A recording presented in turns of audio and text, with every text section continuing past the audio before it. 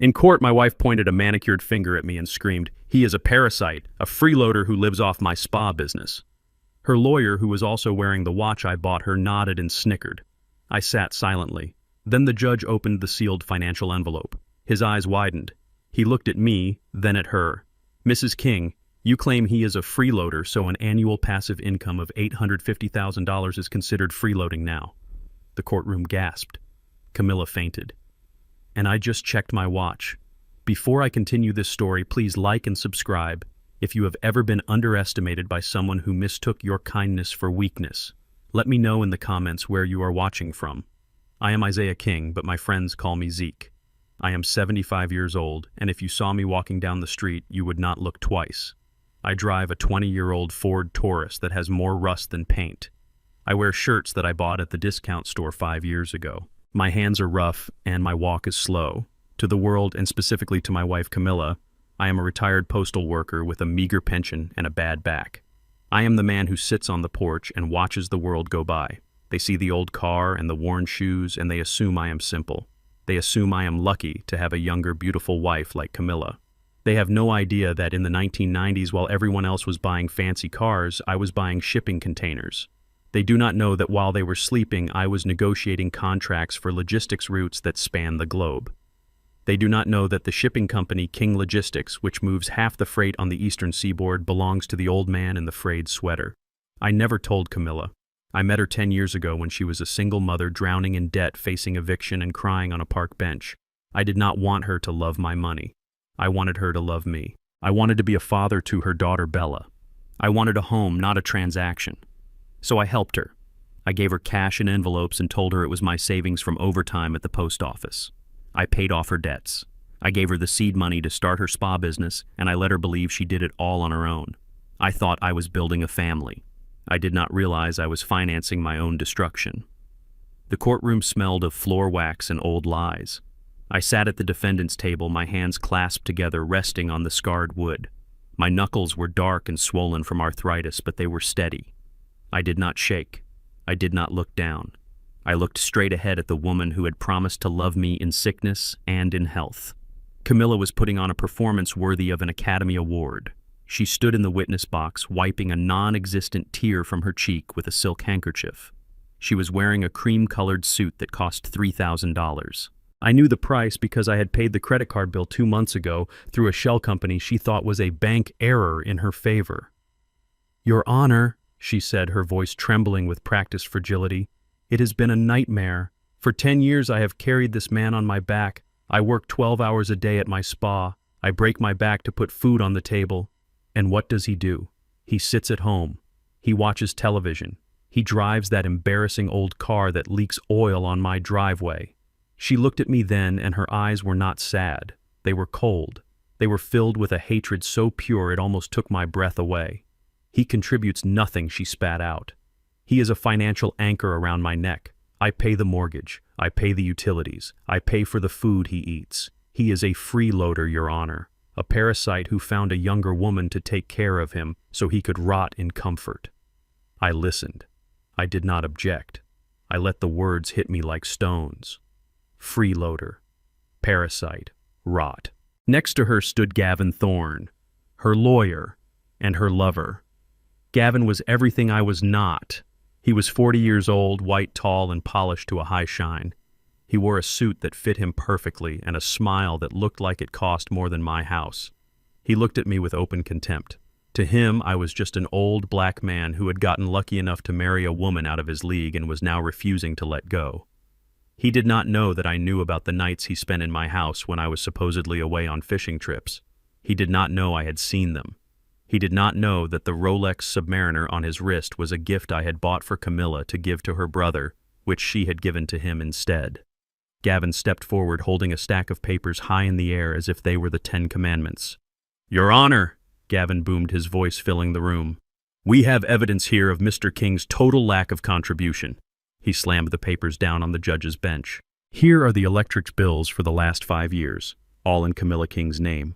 Here are the water bills, the internet bills, the property tax payments, all paid from Mrs. King's business account." He turned to point a finger at me. "This man has not paid a single bill in a decade. He claims he has a pension, but we have never seen a dime of it. He hoards his little postal checks while my client works herself to the bone. He is not just a bad husband. He is a financial drain on society. He is a leech. The judge, a stern man with gray hair and glasses, looked at the papers. He looked at Camilla, who was sobbing into her handkerchief again. Then he looked at me.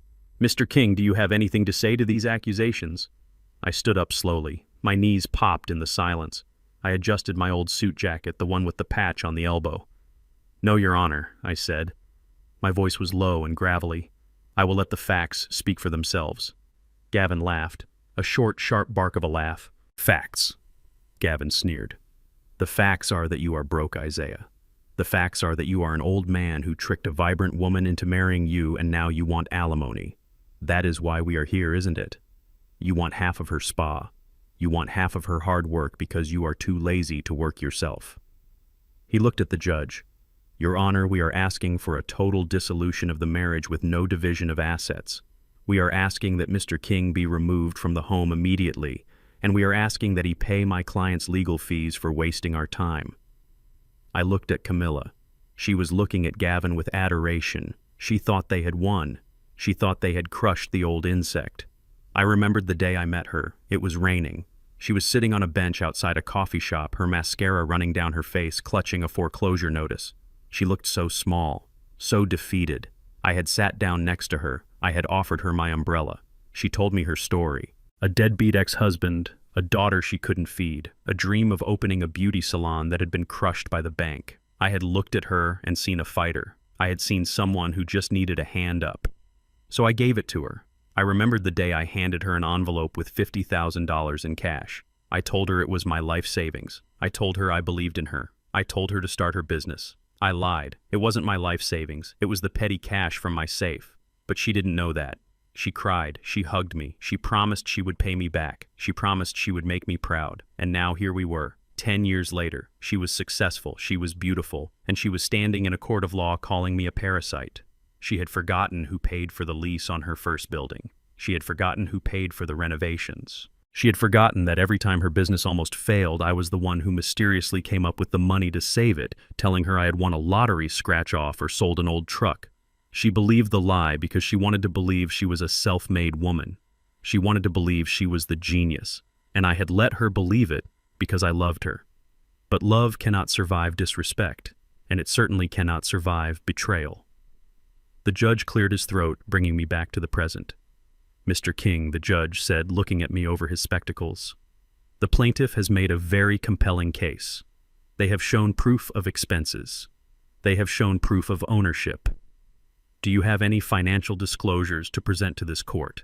Gavin smirked. He leaned over to Camilla and whispered loud enough for me to hear. "Watch this. He is going to pull out a crumpled receipt from Wendy's." Camilla giggled. I reached into my battered leather briefcase. It was the same briefcase I had carried to board meetings in Tokyo and London. It was scuffed and worn, but the leather was Italian. I pulled out a thick, heavy envelope. It was sealed with red wax. It was not a crumpled receipt. I walked to the bench. I moved slowly, dragging my left leg a little just to keep up appearances. I placed the envelope in front of the judge. "This is my financial affidavit, Your Honor," I said. Gavin rolled his eyes. "Your Honor, we object to any unverified documents," Gavin said, bored. "If this is just a list of his monthly expenses for hearing aid batteries and denture cream, we really do not need to see it." Camilla covered her mouth to hide a laugh. "Probably food stamps," she whispered. The judge ignored them. He picked up a letter opener. He slit the top of the envelope. The sound of the tearing paper was loud in the quiet room. He pulled out the documents. It was not a single sheet of paper. It was a stack. A thick, bound report prepared by the accounting firm of Deloitte and Touche. It contained tax returns. It contained bank statements. It contained the valuation of King Logistics. It contained the deed to the commercial shipping port in Savannah. The judge adjusted his glasses.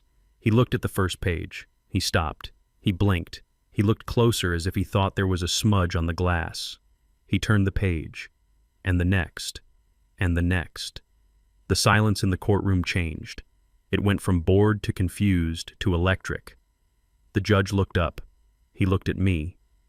His expression was no longer stern. It was shocked. It was respectful. "Mr. King," he said, his voice completely different. Is this accurate?" "It is certified, Your Honor," I said softly. The judge looked at Gavin. Then he looked at Camilla. "Mrs. King," the judge said slowly, "you stated under oath that your husband is a freeloader, that he contributes nothing, that he has no income." "Yes, Your Honor," Camilla said, confident. "He has nothing." The judge looked down at the paper again. He shook his head. "Mrs. King, are you aware that your husband is the majority shareholder of King Logistics?" Camilla frowned. "King what?" "No. That's just his last name. He worked at the post office." The judge continued reading. "Are you aware that your husband holds patents for maritime navigation software that are licensed to 3 major shipping lines?" Camilla looked at Gavin. Gavin looked confused. "Your Honor, I don't know what papers he gave you," Gavin stammered, "but clearly he has forged something. This man is a pauper." The judge slammed his hand on the desk. "Counselor, you will watch your tone.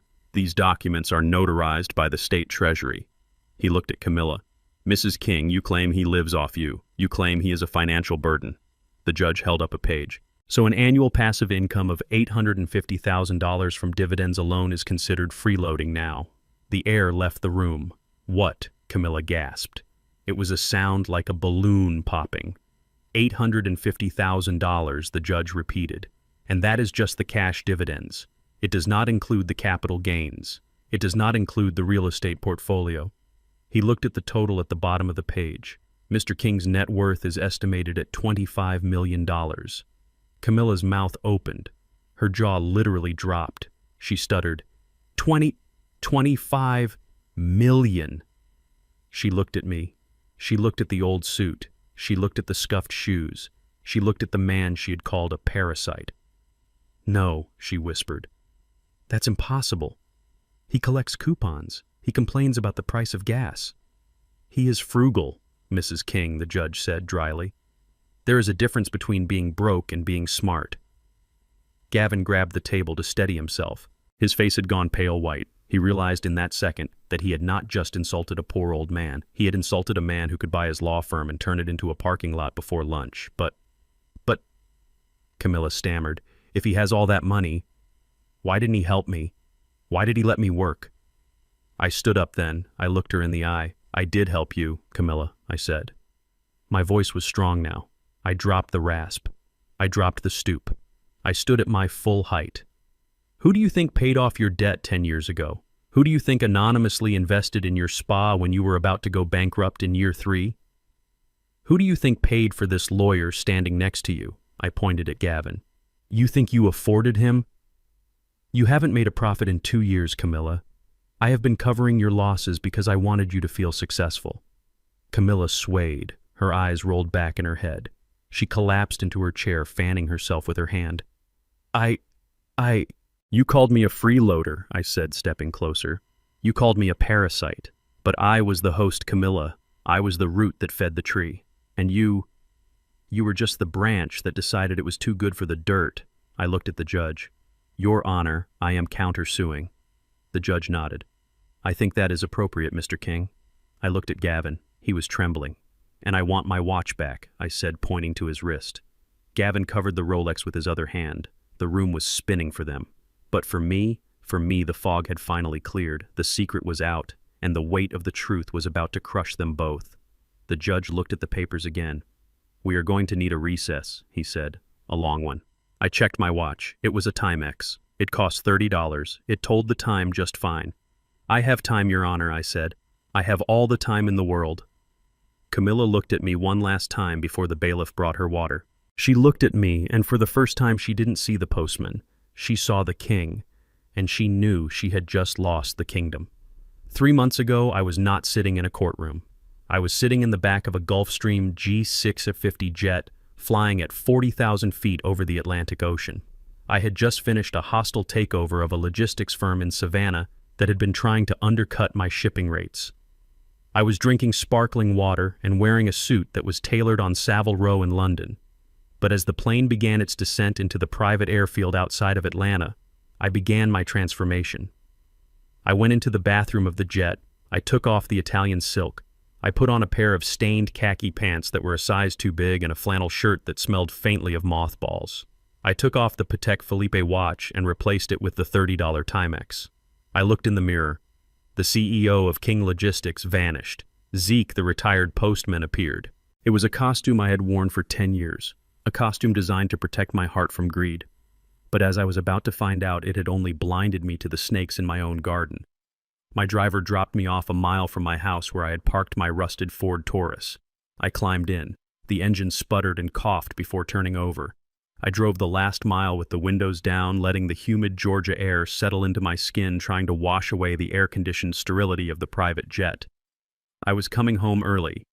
I had told Camilla I was going on a 3-day fishing trip with some old buddies from the post office. In reality, I had a board meeting that ended a day early. I thought I would surprise her. I thought I would bring her some flowers and maybe we could order a pizza and watch a movie like we did in the beginning before the spa business consumed her. I pulled into the driveway. My heart was light. I was looking forward to just being a husband. Then I saw the car. It was parked right in the center of the driveway, blocking the garage door. It was a silver Mercedes convertible, sleek and aggressive. It looked like a shark on wheels. I knew that car. I knew the license plate, which read Verdict. It belonged to Gavin Thorne. I sat in my truck with the engine idling. My first thought was innocent. Maybe Camilla was in legal trouble. Maybe there was a lawsuit involving the spa. Gavin had been her attorney for years, ever since I paid her retainer fee anonymously when a customer slipped and fell in her lobby. It made sense that he would be here. But then I looked at the time. It was 7:00 on a Sunday evening. Lawyers do not make house calls on Sunday evenings unless something is very wrong or very right. I killed the engine. The silence of the neighborhood pressed in on me. I did not go to the front door. I did not announce my presence. A lifetime of negotiating deals in boardrooms where everyone is lying to you teaches you to trust your instincts, and my instincts were screaming that there was a fox in the hen house. I walked around the side of the house. The grass was tall. I made a mental note to mow it on Tuesday because Camilla hated it when the yard looked unkempt. I moved quietly. My bad leg, which I usually dragged a little for effect, suddenly felt strong. Adrenaline is a powerful painkiller. I crept through the azalea bushes I had planted for her birthday 5 years ago. I reached the side of the house where our master bedroom was located. The curtains were drawn, but not all the way. There was a gap, a sliver of yellow light spilling out onto the mulch. I stepped closer. I pressed my back against the brick wall. I could hear voices. They were not talking about depositions. They were not talking about liability insurance. They were laughing. I leaned in and looked through the gap. The images burned into my retinas forever. It was not just the infidelity that broke me, it was the comfort of it. They were not hurriedly dressing. They were not in a panic. They were lounging. Gavin was lying on my side of the bed, propped up against the headboard, wearing a silk robe that I recognized because it was mine. I had bought it for myself as a small luxury, and Camilla had told me it looked ridiculous on me. Now it was draped over the lawyer's shoulders.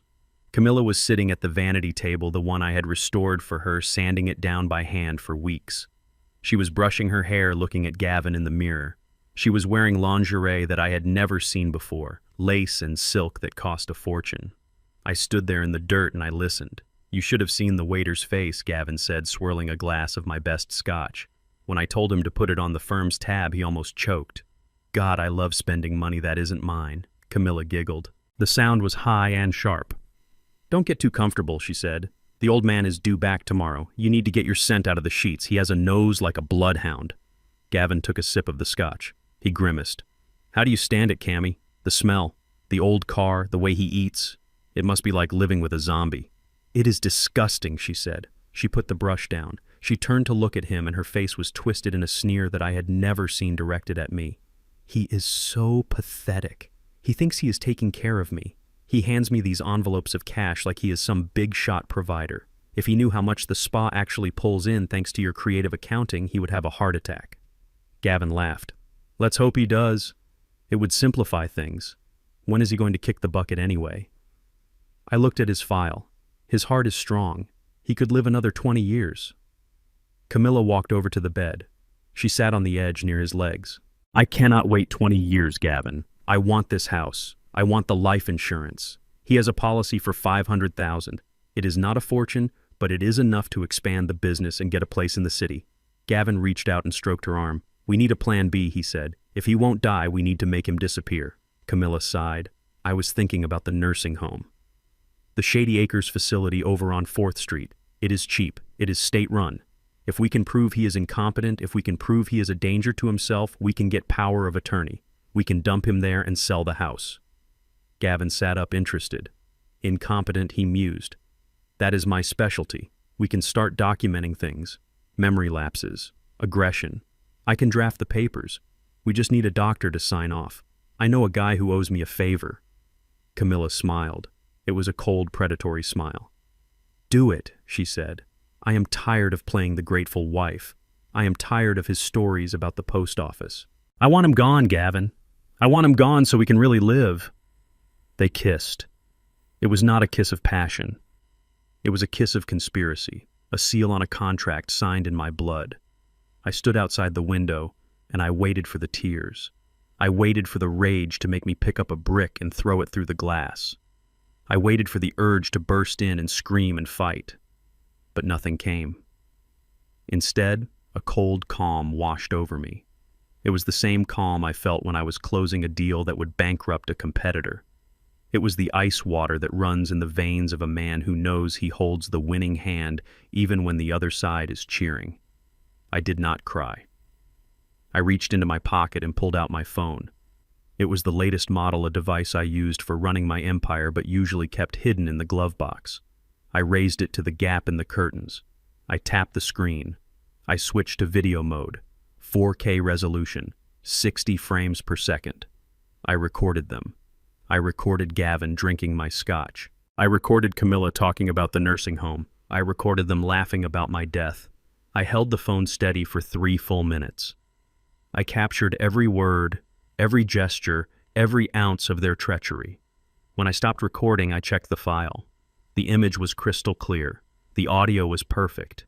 It was not just evidence. It was ammunition. I slipped the phone back into my pocket. I stepped away from the window. I walked back through the azaleas, back across the lawn that needed mowing, back to the driveway. I looked at the silver Mercedes one last time. Justice indeed, I whispered. I climbed into my Ford Taurus. I did not start the engine immediately. I picked up my phone again. I dialed a number that I had on speed dial. It was a number that rang directly on the private cell phone of a man named Marcus Wolf. He was my real estate broker and the head of my asset management team. He answered on the first ring. Mr. King, is everything all right? It is Sunday night. I need a transaction, Marcus, I said. My voice was steady, devoid of emotion. Right now, sir. Right now. I want you to execute the Silverstone Protocol on the residential property at 42 Oak Street. There was a pause on the line. Marcus knew what that meant. It was a fail-safe I had set up years ago, a clause in the holding company's bylaws that allowed for the immediate liquidation of assets in the event of a hostile threat. Sir Marcus said, his voice cautious. That property is your primary residence. If we execute Silverstone, the title transfers immediately to the holding shell in Nevada, and the property goes into a short sale status. It effectively means you are evicting yourself. It will destroy the equity value on paper. Do it, I said. And Marcus, yes, sir, I want the sale price listed at $1. Sell it to the subsidiary King Distressed Assets. $1, sir. That will trigger a massive tax audit. It will look like a total loss. That is the point, Marcus. I want the asset to vanish. I want the deed to show that this house is worth less than the coffee I drank this morning, and I want the eviction notice prepared for the current occupants. Not me. Her. I heard the typing of keys on the other end. It is done, sir. The electronic filing has been submitted. As of this moment, 42 Oak Street is no longer the property of the King Family Trust. It is a distressed asset owned by a shell corporation. Thank you, Marcus. I hung up the phone. I sat there in the dark. I looked at the house. It was a beautiful house. I had bought it for her. I had filled it with things she wanted. I had made it a home. Now it was just a building owned by a corporation that had zero tolerance for squatters. I started the engine of the Ford. It rattled and shook. I backed out of the driveway, leaving the silver Mercedes and the 2 conspirators behind. I did not go back in to confront them. Confrontation is for people who react. I do not react. I execute. I drove away into the night. I had 3 months to wait, 3 months to play the role of the confused old man. 3 months to let them think they were winning. 3 months to let them dig their own graves so deep that they would never climb out. They wanted a freeloader. They wanted a senile old fool. I would give them exactly what they wanted. And when the trap snapped shut, I would be the one watching them bleed. The sound of cheap polyester hitting concrete is a sound I will never forget. It was a dull, heavy thud, followed by the scrape of a plastic zipper against the pavement. That was my suitcase, the one I had bought at a thrift store 5 years ago to keep up appearances. It lay there on the driveway upside down like a dead beetle while my socks and underwear spilled out onto the oil-stained asphalt. I stood on the porch watching my life being evicted. The neighbors were watching too. Mrs. Gable from across the street was peeking through her blinds. The mailman paused his truck. Camilla wanted an audience. She always performed better when there was a crowd. She stood in the doorway blocking the entrance to the house I had bought with a shell company transaction 10 years ago. She looked furious. Her face was flushed, her hair was wild, and she was pointing a finger at me that trembled with rage. "Get out!" she screamed. "Get out, you parasite! I am done. I am absolutely done carrying you." I did not move. I stood my ground not out of defiance but out of a strange curiosity. I wanted to see how far she would go. I wanted to see the bottom of her character. "You heard me." "Isaiah," she yelled, stepping onto the porch. "Gavin told me everything. He told me I have rights. He told me that since I pay the electric bill and the water bill and the grocery bill, I am the head of this household. This is my house. You are just a guest who overstayed his welcome by a decade." She kicked a pair of my old work boots down the steps. They tumbled and landed next to the suitcase. "I am filing for divorce on Monday," she hissed, "and Gavin says I can get an emergency order to kick you out because you are a financial burden. You are a freeloader, Isaiah, a leech. You suck the life out of me. Look at you. You are 75 years old and you have nothing, no ambition, no money, just a pension that barely covers your own medication." I looked at her. I looked at the woman I had saved from eviction, the woman whose debts I had cleared, the woman whose business I had secretly funded. I felt a pang of sadness, not for myself, but for her.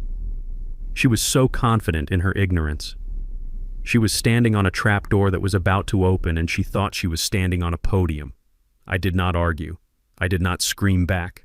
I did not tell her that the electric bill she was so proud of paying was covered by the dividend check I deposited into her account every month under the label of lottery winnings or refunds. I just looked past her into the shadow of the hallway. I was looking for Bella. Bella was my stepdaughter. I had met her when she was 8 years old. She was a shy, skinny girl with big eyes who was afraid of the dark. I had read to her every night for 5 years. I had taught her how to drive that old Ford Taurus. I had paid for her braces, her prom dress, and her college tuition, though she thought the tuition came from a scholarship I had forged the acceptance letter for. I loved that girl. She was the daughter of my heart. And in that moment, standing on the porch with her mother screaming insults at me, I needed her to step forward. I needed her to say something. I needed her to be the one decent thing in this house. And then she appeared. She walked out of the shadows and stood next to her mother. She was 21 now, beautiful and stylish, wearing clothes I had indirectly paid for. She looked at me. She did not look angry. She looked annoyed. She looked like she was watching a boring movie and wanted to change the channel. "Bella," I said softly. She crossed her arms. She looked at the suitcase on the driveway, then back at me. "Just go, Dad," she said. The word Dad hit me harder than the suitcase had hit the ground. She used it not with affection, but with dismissal. "You heard, Mom," she said, her voice flat. "Just go. You make her miserable. All you do is sit around and take up space. Gavin is going to take care of us now. He has a real job. He has money. He can give Mom the life she deserves." I felt a crack in my chest. It was the sound of the last tether snapping. I had stayed for her. I had endured the insults, the cold dinners, the disrespect because I wanted to make sure Bella was launched into the world safely. I thought we had a bond. I thought she knew who really cared for her, but she was her mother's daughter. She saw the flash of Gavin's leased Mercedes, and she forgot the man who had dried her tears when she was bullied in middle school. She saw the glitter, and she forgot the gold. "You think I make her miserable, Bella?" I asked, my voice barely a whisper. "Yes," she said, rolling her eyes. "You are embarrassing Dad. Look at this. The neighbors are watching. Just get in your truck and leave. We don't want you here." That was it. The verdict. The jury of my family had spoken. I was guilty of being perceived as poor. I looked at them both, mother and daughter, united in their greed, united in their blindness. I nodded slowly. I walked down the steps. My knees ached, but I forced myself to walk tall. I knelt on the driveway and began to gather my clothes. I folded the cheap shirts. I picked up the socks. I put them back in the suitcase and zipped it shut. I stood up and grabbed the handle. I walked to the Ford Taurus. I opened the trunk and threw the bag inside. Then I opened the driver's door. Before I got in, I turned back to look at them one last time. Camilla was smirking. Bella was checking her phone, probably texting her friends about the drama. I cleared my throat. "All right, Camilla," I said. My voice carried across the lawn, clear and strong. "I will go. You want the house? You want the life? You can have it." Camilla laughed. "I already have it, old man. It is mine." I looked her dead in the eye. "Just remember one thing, Camilla." "What is that?" she sneered. "Don't hold too tight to what isn't yours," I said. "Because when it gets ripped away, it takes the skin with it." She frowned, confused by the change in my tone. "What are you talking about? Go drive your heap of junk to the shelter."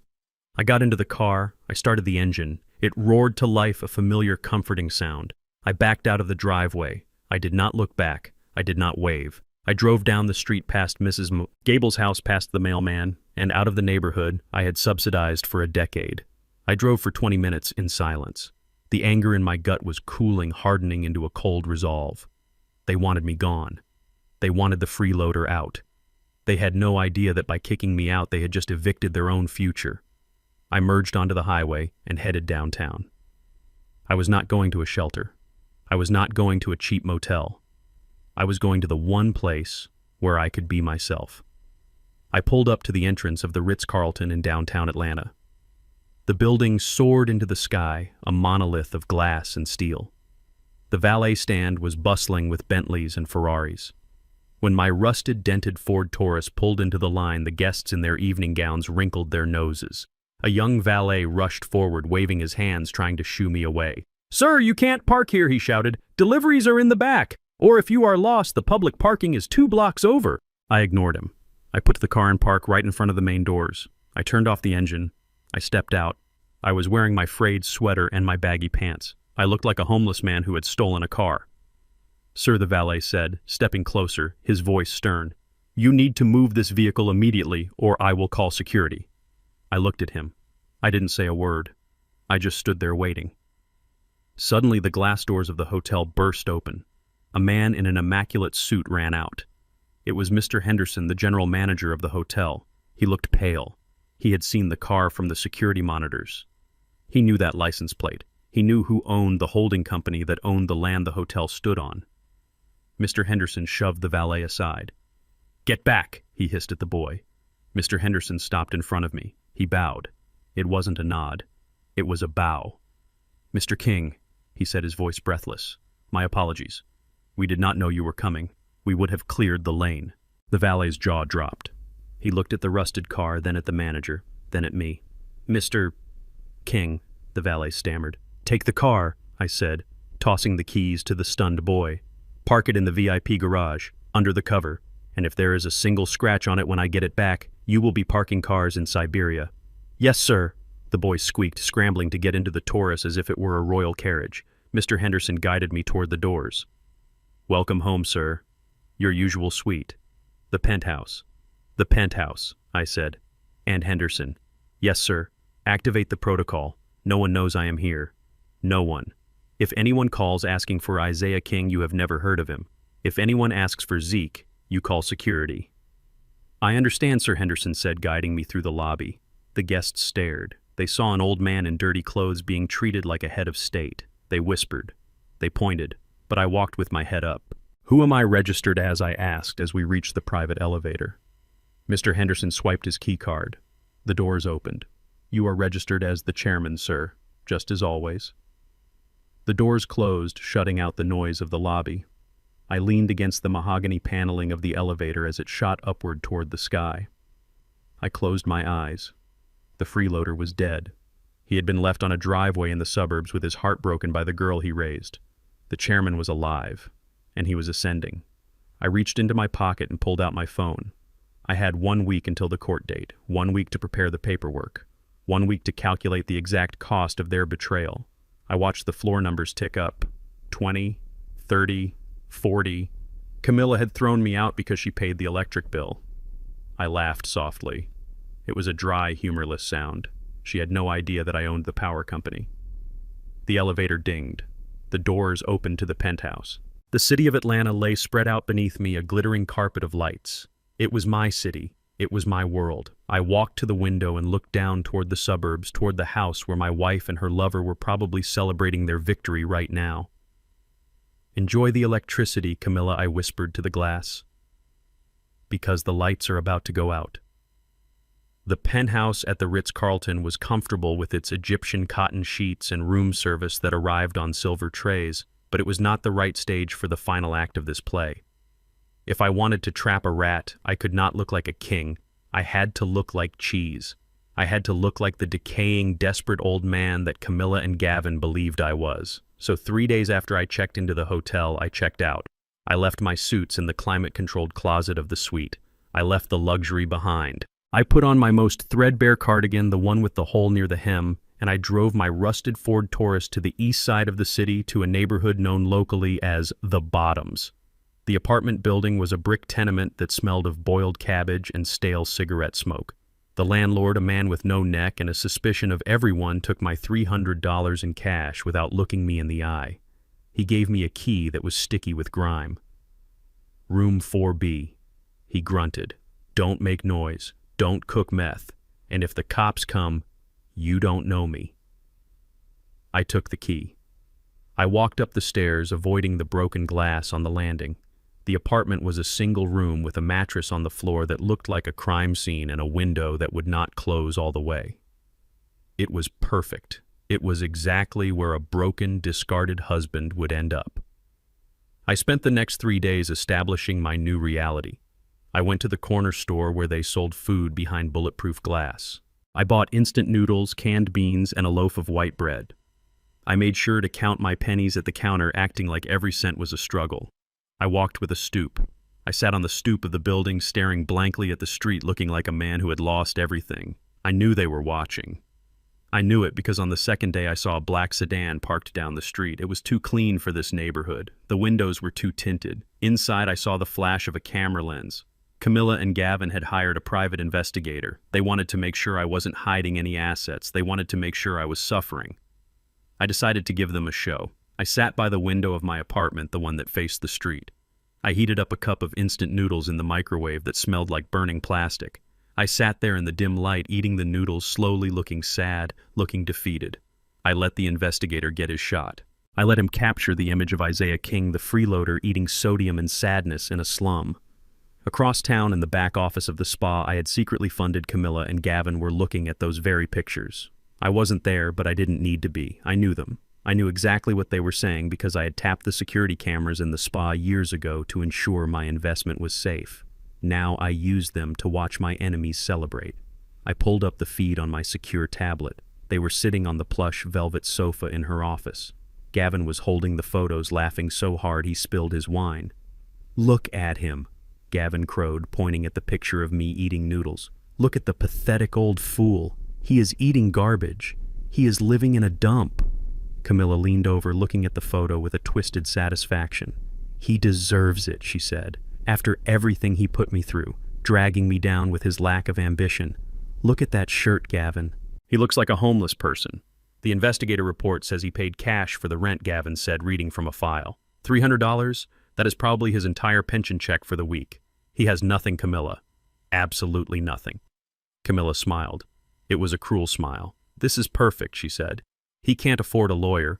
Not a real one anyway. He will probably show up with a public defender or try to represent himself. We are going to crush him, Gavin." Gavin kissed her.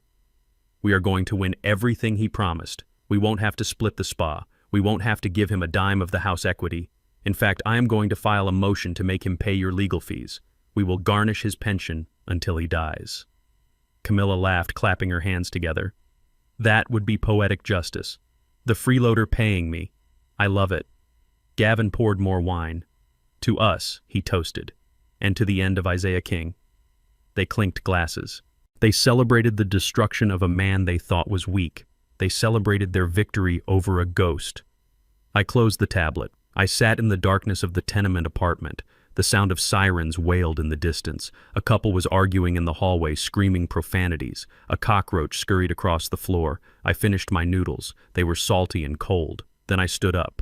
I walked to the corner of the room where I had placed my battered leather briefcase. I opened it. Inside was not old mail or coupons. Inside was a satellite uplink unit and a laptop with military-grade encryption. I set up the unit on the wobbly table. I powered on the laptop. The screen glowed blue in the dark room, illuminating the peeling wallpaper. I verified my identity with a fingerprint scan and a retinal scan. The screen filled with the faces of 5 men and women sitting in a boardroom in Tokyo. They were the directors of Kureha Shipping, one of the largest transport companies in Asia. They were wearing immaculate suits. They looked serious. Mr. King, the lead director, said, bowing his head slightly on the screen. "We are honored you could join us. We understand it is late in Atlanta. Time is relative, Mr. Tanaka." I said, my voice shifting instantly. The raspy, weak voice of the postman vanished. In its place was the baritone of the chairman, the voice that had moved mountains and redirect rivers of commerce. "I assume you have reviewed the terms of the merger," I asked. "We have," Mr. Tanaka said. "The acquisition of the Savannah port rights is aggressive. But we agree with your valuation. $50 million for the controlling interest." I leaned back in the creaky wooden chair. $50 million is the floor, Mr. Tanaka, not the ceiling. I bring the infrastructure, I bring the roots, and I bring the political connections to bypass the new tariffs. The price is $55 million, and I want the transfer executed by close of business tomorrow. The directors murmured amongst themselves. They looked at each other. They looked at me, sitting in a dark room that looked like a prison cell wearing a sweater with a hole in it. But they didn't see the room, they saw the man. They knew that if I said $55 million, I meant $55 million. "We accept," Mr. Tanaka said finally. $55 million. "We will wire the funds to the Cayman holding account as instructed." "Excellent," I said. "Pleasure doing business with you, gentlemen." I cut the connection. The screen went black. I sat there in the silence. I had just made $5 million in 10 minutes. I had just closed a deal that would secure the future of my logistics empire for another decade. I looked around the room. I looked at the mattress on the floor. I looked at the empty cup of noodles.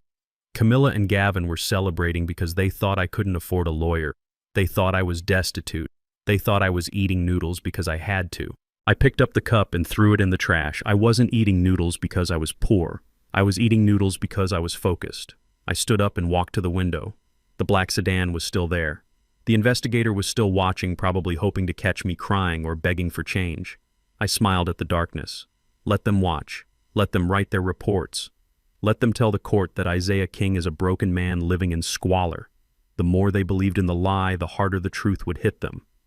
I checked my email. A message from Harrison Ford, my attorney. "Mr. King, the team is ready. We have the forensic accounting on the spa. We have the metadata from the video. We are prepared to go to trial." I typed back a single word. Wait. I didn't want to strike yet. I wanted them to get into the courtroom. I wanted them to stand before the judge and say the words. I wanted them to perjure themselves on the record. I wanted the trap to be inescapable. I turned off the laptop and packed it away. I lay down on the thin mattress. The springs dug into my back. It was uncomfortable. It was cold. But I slept like a baby. Because I knew something they didn't. I knew that the man sleeping on the floor wasn't a victim. He was a predator lying in wait. And tomorrow, the hunt would begin. The courier arrived at my tenement apartment at 6 a.m, pounding on the door like he was the police. He was a young man, bored and chewing gum, and he handed me a thick envelope with the logo of Thorne and Associates embossed in gold leaf on the front. I signed for it with a shaky hand, playing the part of the confused senior citizen while the neighbors watched through cracked doors. I took the envelope inside, sat on my lumpy mattress, and opened it under the light of a single flickering bulb. I have seen many legal documents in my life. I have read merger agreements, hostile takeover bids, and international trade treaties that were thicker than a Bible. But nothing I had ever read prepared me for the sheer audacity of what Gavin Thorne had drafted. It was a motion for emergency spousal support, but he had given it a creative title, Motion for Compensation of Lost Youth and Opportunity Costs. I read it twice just to make sure my eyes weren't playing tricks on me. The legal argument was breathtaking in its cruelty.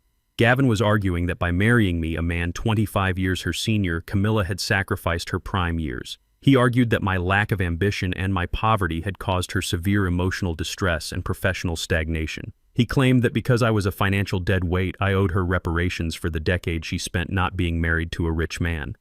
And the remedy. That was the knife twist. He was demanding my pension, not half of it, all of it. He was arguing that since she had supported me for 10 years, I should turn over every single check from the Postal Service to her for the rest of my life as reimbursement. He wanted to leave me with zero. He wanted to leave me to starve. I put the paper down. I felt a cold, hard laugh building in my chest, but I suppressed it. They were not just greedy. They were sadistic. They didn't just want the divorce. They wanted to punish me for the crime of being perceived as poor. I checked the time. My appointment with Gavin was at 10 o'clock. He had summoned me to his office to discuss a settlement before the court date.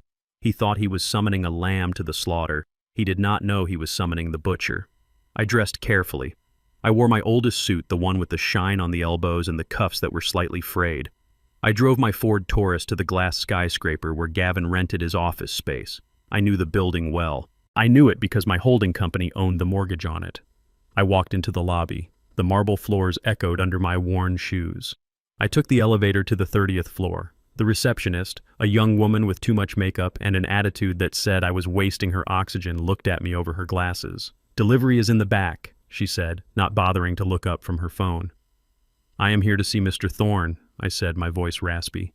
"My name is Isaiah King." She paused. She looked at her computer screen, then back at me. A smirk touched her lips. "Oh, the husband. Right. Have a seat. He will fit you in when he can." I sat. I waited for 45 minutes. It was a power play. A cheap tactic designed to make me feel small, to make me sweat, to make me grateful when he finally deigned to see me. I used the time to inspect the office. The furniture was rented. The art on the walls was generic corporate prints. The carpet was cheap. Gavin was projecting an image of success, but the details screamed mediocrity. Finally, the double doors opened. Gavin stood there. He was not wearing a jacket. His sleeves were rolled up, and he was wearing the Rolex Submariner. "My watch." He leaned against the door frame, looking at me with a mixture of pity and disgust. "Come on in, Zeke," he said, using the nickname only my friends used. "Let's get this over with. I have a tea time at 1. I walked into his office. It was corner office with a view of the city, but his desk was a mess of papers and empty coffee cups. He did not offer me a seat.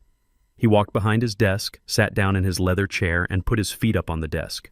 The soles of his shoes were aimed right at my face. "So," he said, picking up a gold pen and twirling it. "Did you read the motion?" "I read it," I said, standing before him like a schoolboy called to the principal's office. "And it seems harsh," I whispered. "My pension is all I have, Gavin. It is $1,200 a month. If you take that, how will I eat? How will I pay for my medicine?" Gavin laughed. He shook his head as if I were a child who didn't understand the way the world worked.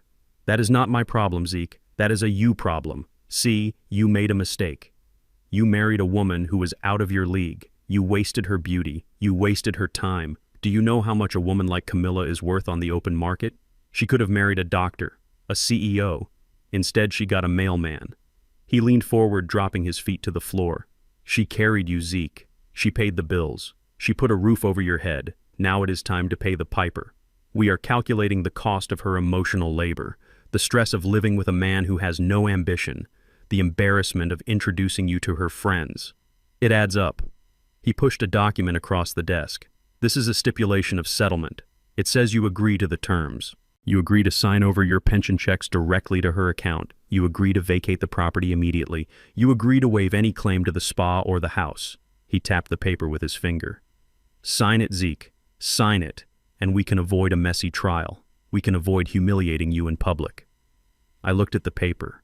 It was a death sentence for the man I was pretending to be. It was complete financial annihilation. "And if I don't sign?" I asked. Gavin smiled. It was the smile of a shark who smells blood in the water. "If you don't sign, I will amend the complaint. I will sue you for financial abuse. I will sue you for fraud. I will claim you misrepresented your assets to trap her into marriage. I will drag this out for 2 years, Zeke. I will bury you in legal fees you can't afford. And while we are in court, Camilla will get a temporary order to kick you out anyway. You will be homeless. You will be bankrupt.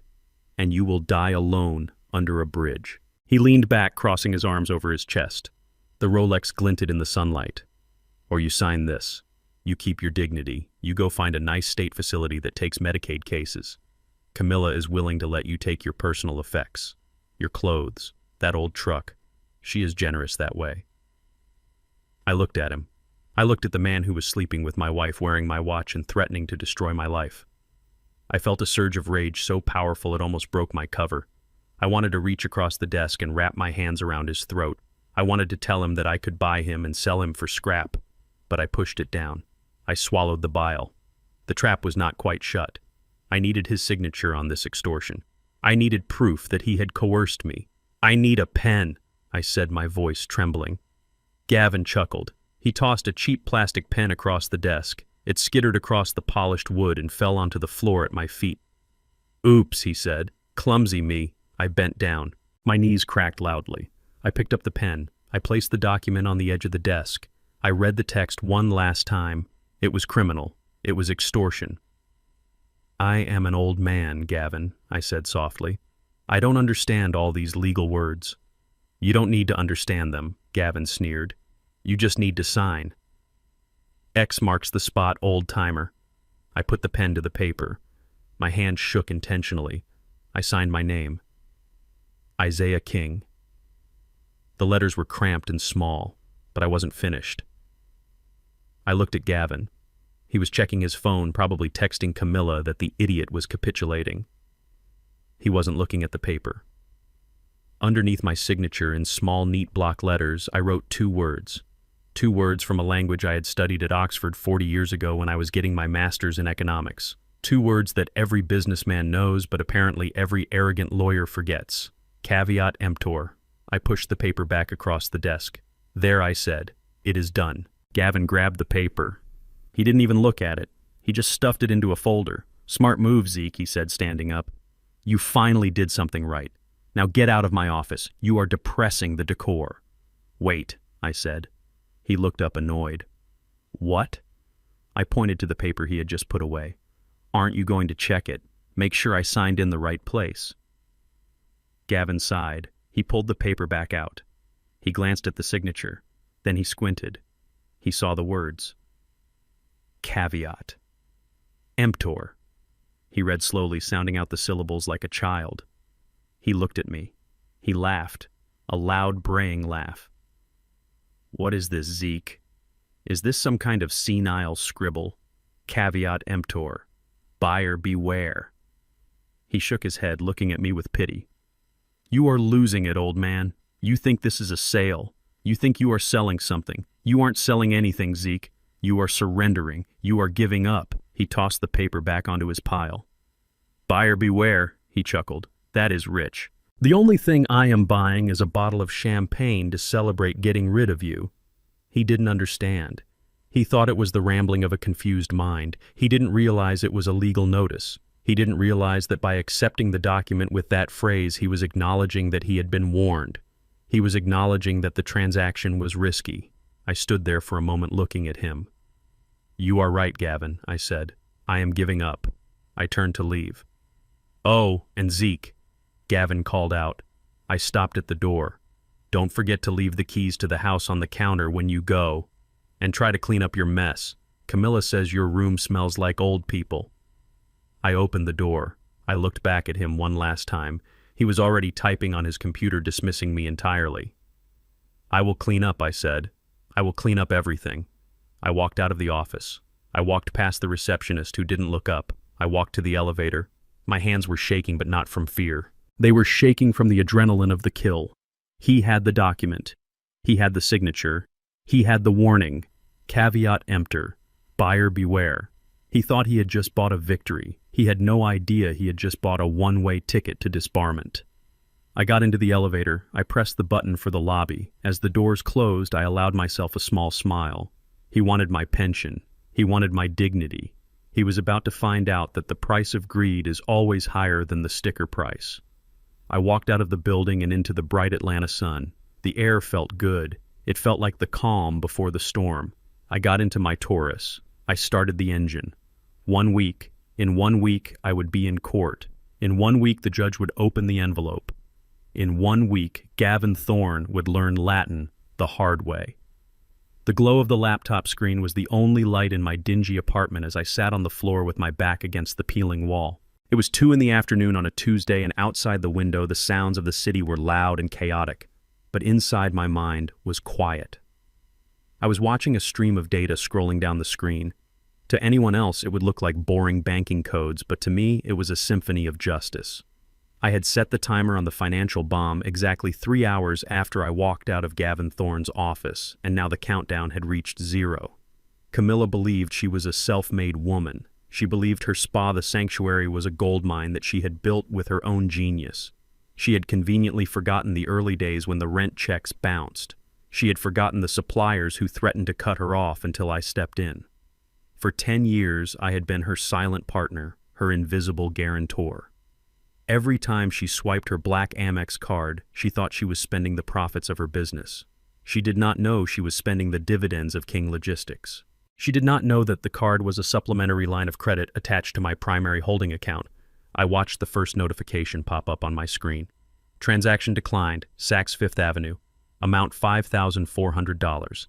I allowed myself a small sip of lukewarm water from a plastic cup. She was shopping. She was probably trying to buy a dress for the court date, a suit of armor to wear while she destroyed me. She was standing at the counter, likely tapping her foot impatiently, handing the clerk the heavy black card with the arrogance of a queen. I closed my eyes and imagined the scene. The clerk running the card. The machine beeping. The awkward pause. The clerk trying again. The quiet whisper of, "I am sorry, ma'am. Do you have another form of payment?" Camilla would be furious. She would demand to speak to a manager. She would scream that she was Camilla King and her credit was impeccable. She would try her other cards, the Visa, the MasterCard, but they were all gone. I had frozen every single asset linked to my name. I had severed the financial umbilical cord that had fed her vanity for a decade. In the eyes of the banking system, Camilla King was no longer a wealthy business owner. She was a woman with 0 credit history and a bank account that I had just drained of every cent that legally belonged to me. 10 minutes later, my burner phone rang. It was not Camilla. It was not Gavin. It was the automated alert system from the spa. I opened the app. The security cameras at the sanctuary showed chaos. A delivery truck from the premier supplier of essential oils and luxury towels was parked out front. The driver was not unloading boxes. He was loading them back onto the truck. Camilla's manager, a young woman named Sarah, who was terrified of her own shadow, was crying at the front desk. She was holding the phone out to someone, but no one was taking it. I knew what was happening. I had called the supplier yesterday. I had introduced myself as the guarantor of the trade credit line. I had informed them that I was withdrawing my personal guarantee effective immediately. The supplier, a man who did not like risk, had pulled her credit line instantly. I watched on the screen as Camilla stormed into the lobby. She had clearly just come from Saks. She looked disheveled. She was shouting at the delivery driver. She was waving her hands. The driver just shook his head, handed her a clipboard, and got back in his truck. She watched him drive away. She stood there on the sidewalk, the realization slowly creeping up her spine that the ground beneath her feet was not solid rock, but thin ice. Then she pulled out her phone. My burner phone rang again. This time the caller ID said, "Wife." I let it ring. Once, twice, 3 times. I wanted her to feel the panic. I wanted her to feel the silence. I picked up on the 4th ring. "Hello?" I said, my voice raspy and tired, playing the part of the defeated old man to the very end. "Isaiah, what the hell is going on?" she screamed. I held the phone away from my ear. Her voice was shrill, hysterical. "Camilla," I said calmly, "why are you shouting?" "My cards," she shrieked. "My cards are declined. All of them. I am at the spa, and the supplier just repossessed $5,000 worth of inventory. He said the credit line was canceled. He said the guarantor pulled out." I sat there in the dark apartment picking a piece of lint off my trousers. "Yes," I said. "That sounds correct." "Correct!" she yelled. "What do you mean, correct? You are the guarantor. You are the one who signed the papers 10 years ago." I sighed, a long, weary sound. Camilla, I said, you and your lawyer made it very clear to me yesterday. You told the court and you told me in writing that I am a financial burden. You said I contribute nothing. You said I am a freeloader. I paused, letting the word hang in the air between us. A freeloader does not guarantee business loans, Camilla. A freeloader does not pay for $5,000 dresses at Saks. A freeloader has no money. Remember, she sputtered. She made a noise that sounded like a choking cat. But that is business, she stammered. That is my business. You can't just destroy my business. It isn't your business, I said, my voice hardening just a fraction. It never was. It was a hobby I paid for. It was a fantasy I subsidized because I wanted you to feel important. But if I am a parasite, Camilla, then I must stop feeding on you. I am simply doing what you asked. I am stepping back. I am leaving you to your own success. You old bastard, she screamed. You did this on purpose. You are trying to ruin me before the trial. Fix it. Fix it right now, Isaiah. Call the bank. Call the supplier. Turn the cards back on. I cannot do that, I said. Why not? Because I am broke. Camilla, I said. I am just a retired postman living in a slum. I have no power. I have no money. Ask Gavin. He checked my financials, remember? He said I have nothing. I hung up the phone. I did not turn it off this time. I placed it on the floor next to me and watched it light up. She called back instantly. Then again, then a text message. I will kill you. Then another. Pick up the phone, you coward. I felt a strange hollowness in my chest. There was no joy in this. There was only the grim satisfaction of a surgeon cutting out a tumor. I had loved her once. I had believed in her. But the woman screaming on the phone was not the woman I met on the park bench. That woman was dead. This woman was a monster created by my own generosity. I looked at the security feed again. Camilla was pacing the lobby of the spa. She was terrified. She knew the rent was due in 3 days. She knew the payroll was due on Friday. Without my money, she was insolvent. She did the only thing she could do. She ran to the other man. I tracked her movements. She left the spa. She got into her car, which I also paid for but was titled in her name so she could keep it for now. She drove like a maniac, weaving through traffic, heading toward the glass tower where Gavin Thorne had his office. I switched feeds. I did not have cameras in Gavin's office, but I had something better. I had the audio bug I had planted in the binding of the legal folder I left on his desk yesterday, the one with caveat emptor written on it. I put on my headphones. I heard the door slam. I heard high heels clicking fast on the cheap laminate floor. Gavin, she cried. Gavin, you have to help me. Baby, what is it? Gavin's voice was smooth, annoyed.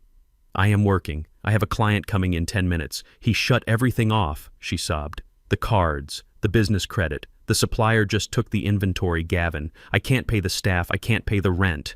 The card was declined at Saks. It was humiliating.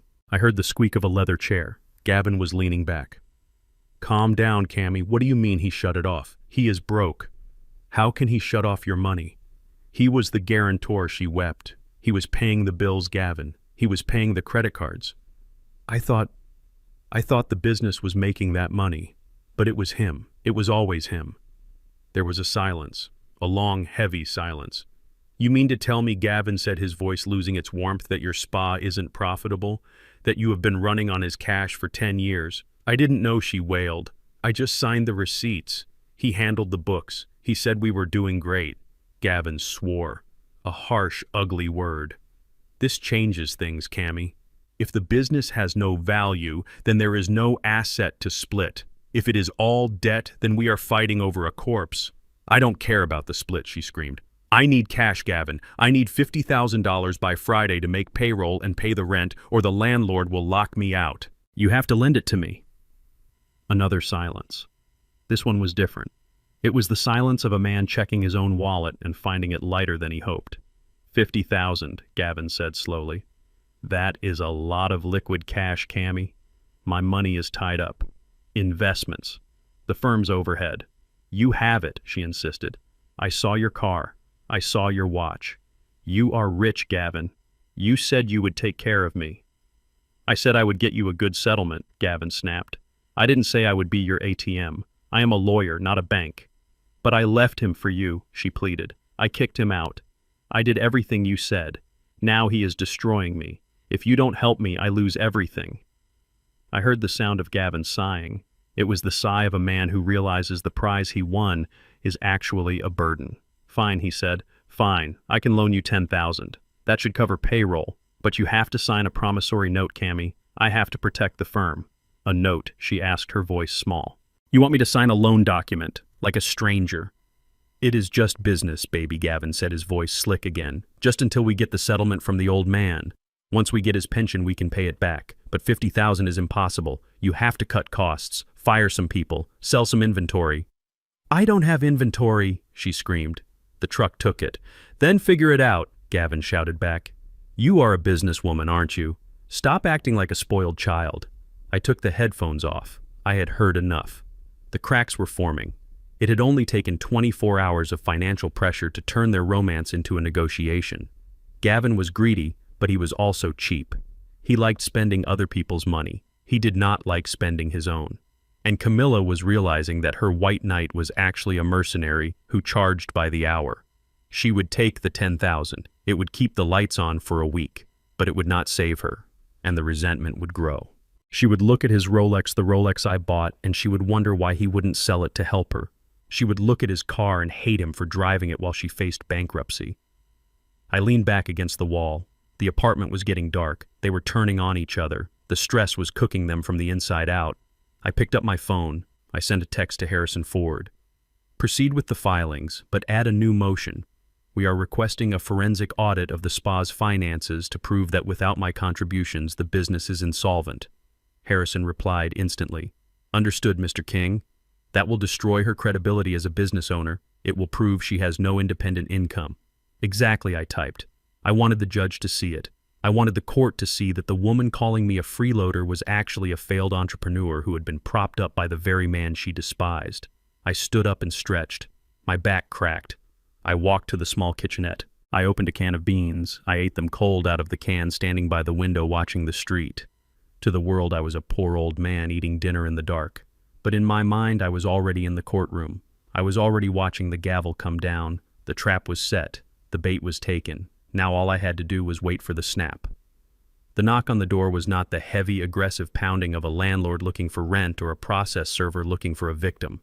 It was a rhythmic, impatient rap, the sound of someone who was used to doors opening simply because they were standing in front of them.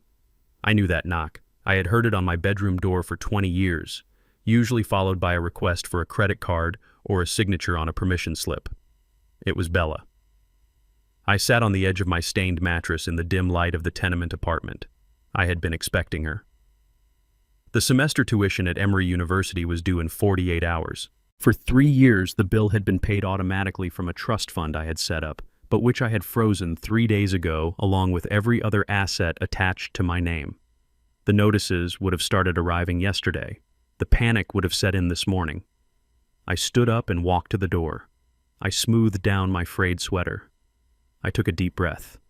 This was going to be the hardest part. Destroying Camilla was business. Destroying Gavin was pleasure.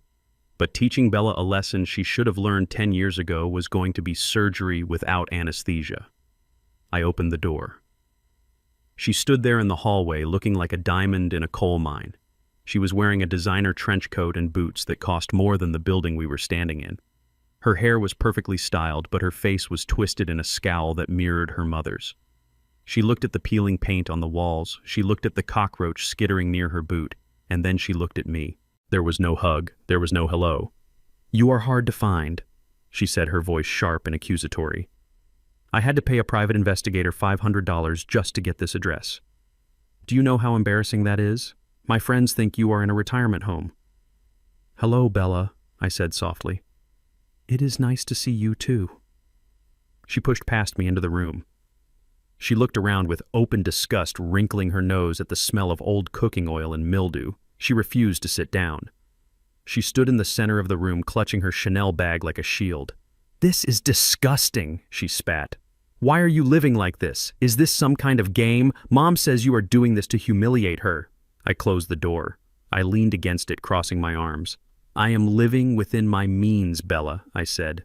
"This is what a retired postal worker with no savings can afford." She rolled her eyes. A gesture she had perfected at 13. "Stop it. Just stop it. I don't care about your drama with Mom. I don't care who slept with who or who spent what. That is between you two. She opened her bag and pulled out a piece of paper. She thrust it toward me. I care about this. The bursar's office called me. They said the payment was declined. They said the fund has a hold on it. If I don't pay by Friday, they are going to drop my classes. I looked at the invoice. $25,000 for the semester. I did not reach for it. And I asked. And she screamed, her composure cracking. And you need to fix it. You always pay it. It is your job. My job, I repeated quietly. Yes. You are my father. Well, my stepfather. But you took on the responsibility. You can't just stop paying because you are mad at Mom. That is not fair. It is financial abuse. I felt a cold wind blow through my soul. Financial abuse. It was a phrase she had learned from Gavin. It was a weaponized term designed to make the victim feel like the aggressor. Bella. I said, my voice steady. Why don't you ask your mother? She let out a frustrated groan, throwing her hands in the air. I did ask her. She is a mess because of you. She is crying in her room because you cut off her credit cards. She is stressed out of her mind. She told me she doesn't have the liquidity right now because you messed up the business accounts. She stepped closer to me, her eyes blazing with entitlement. This is your fault, Isaiah. You caused this. You made her stress, so you have to fix it. Give me the money. Write me a check. I don't care how you do it. Sell this stupid car you drive. Just get me the money. I looked at her. I looked at the girl I had taught to ride a bike, the girl I had held when she had her wisdom teeth out. I saw the layers of entitlement that had calcified around her heart. She didn't see a father. She saw an ATM that was out of order. She didn't care that I was living in a slum. She didn't care that her mother had cheated on me. She only cared that her comfort was being threatened. I walked over to the window and looked out at the street. A siren wailed in the distance. I can't give you the money, Bella, I said without turning around. Why not, she demanded. Because I don't have it. You are lying, she hissed. I turned to face her. Am I? Your mother told the court I am a freeloader. She swore under oath that I have contributed nothing to this family for 10 years. She said I am a parasite. I took a step toward her. If I am a parasite, Bella, where would I get $25,000? Parasites don't have trust funds. Freeloaders don't pay tuition. She faltered. She looked confused. The narrative she had been fed by her mother was colliding with the reality of my refusal. But you always pay, she stammered. I did, I said. But apparently that was a mistake. Apparently I was just holding you back. Your mother is the successful one, right? She is the business owner. She is the one with the black Amex card. She is the one who drives the Mercedes. I pointed to the door. Go ask her, Bella. Go ask the successful woman.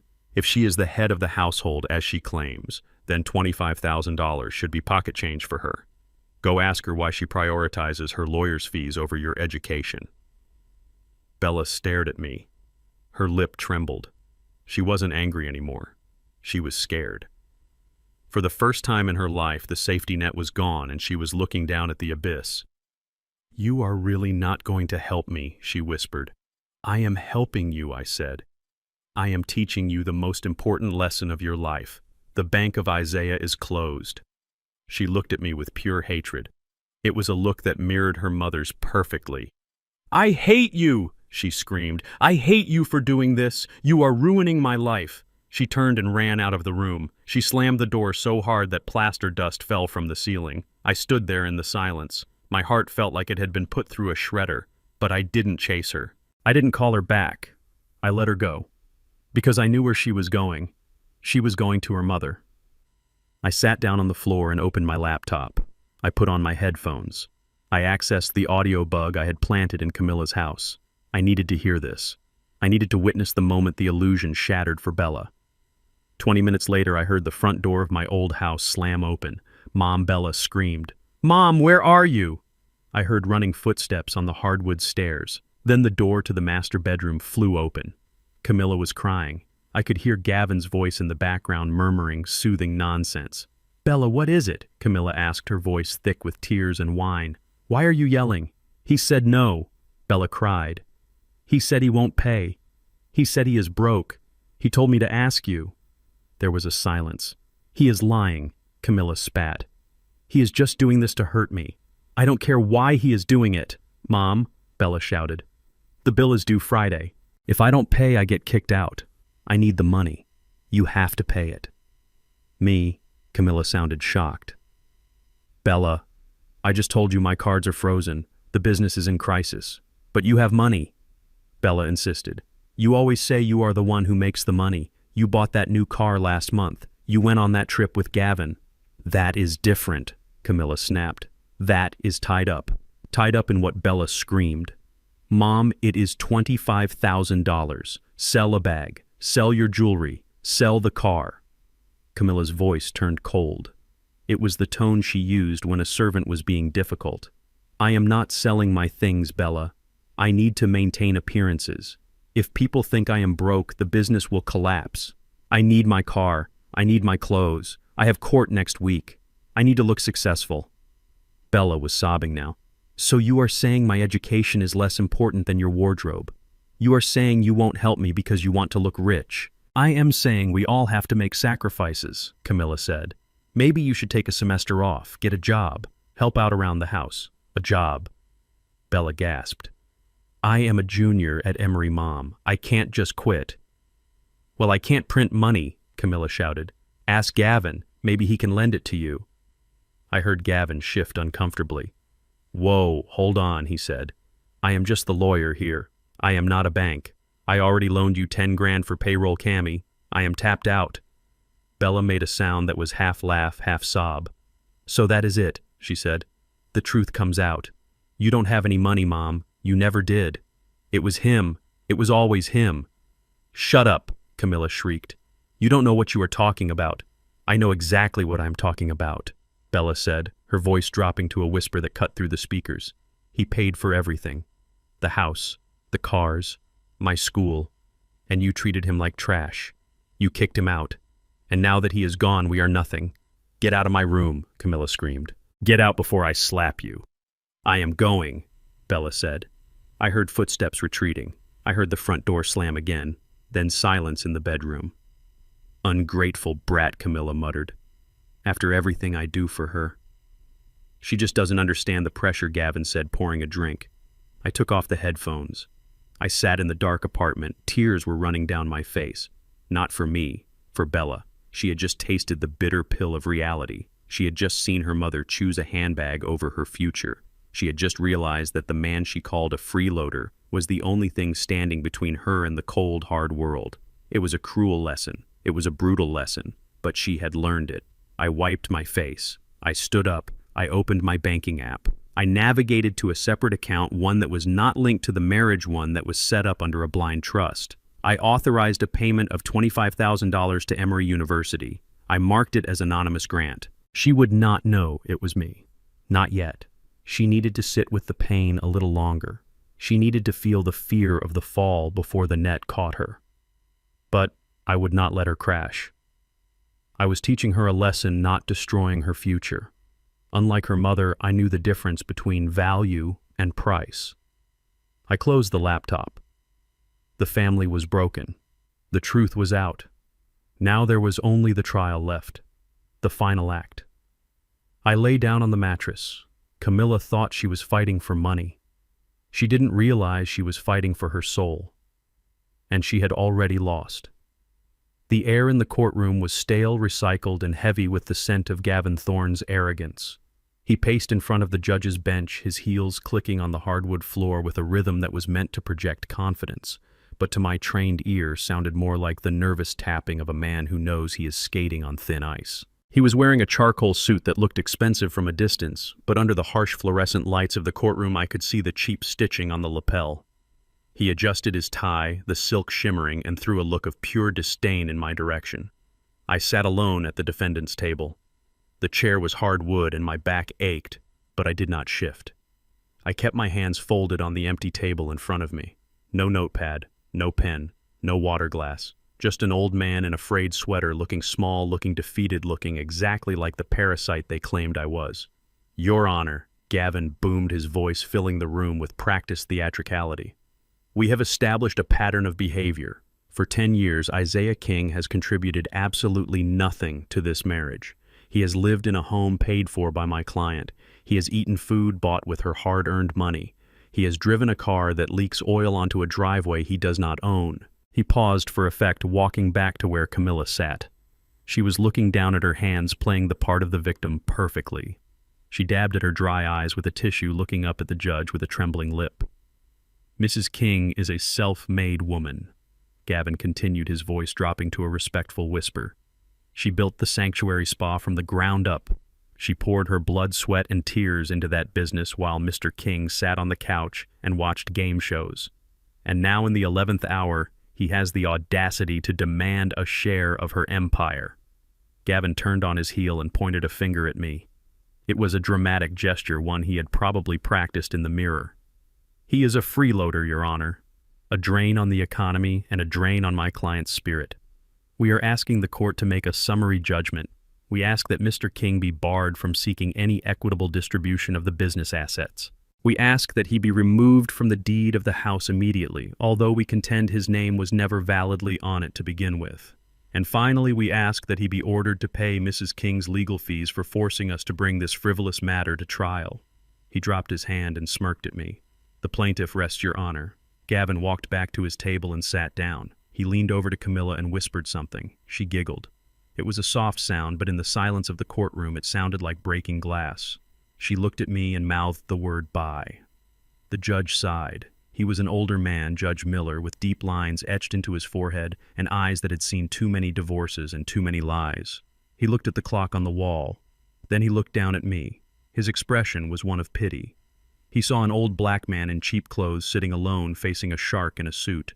Mr. King, the judge, said, his voice weary. You have heard the motion, Mr.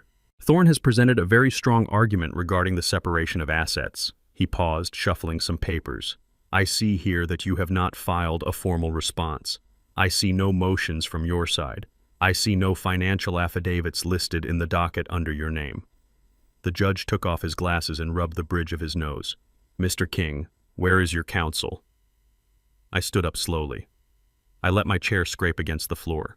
I hunched my shoulders slightly, keeping up the charade for just a few seconds longer.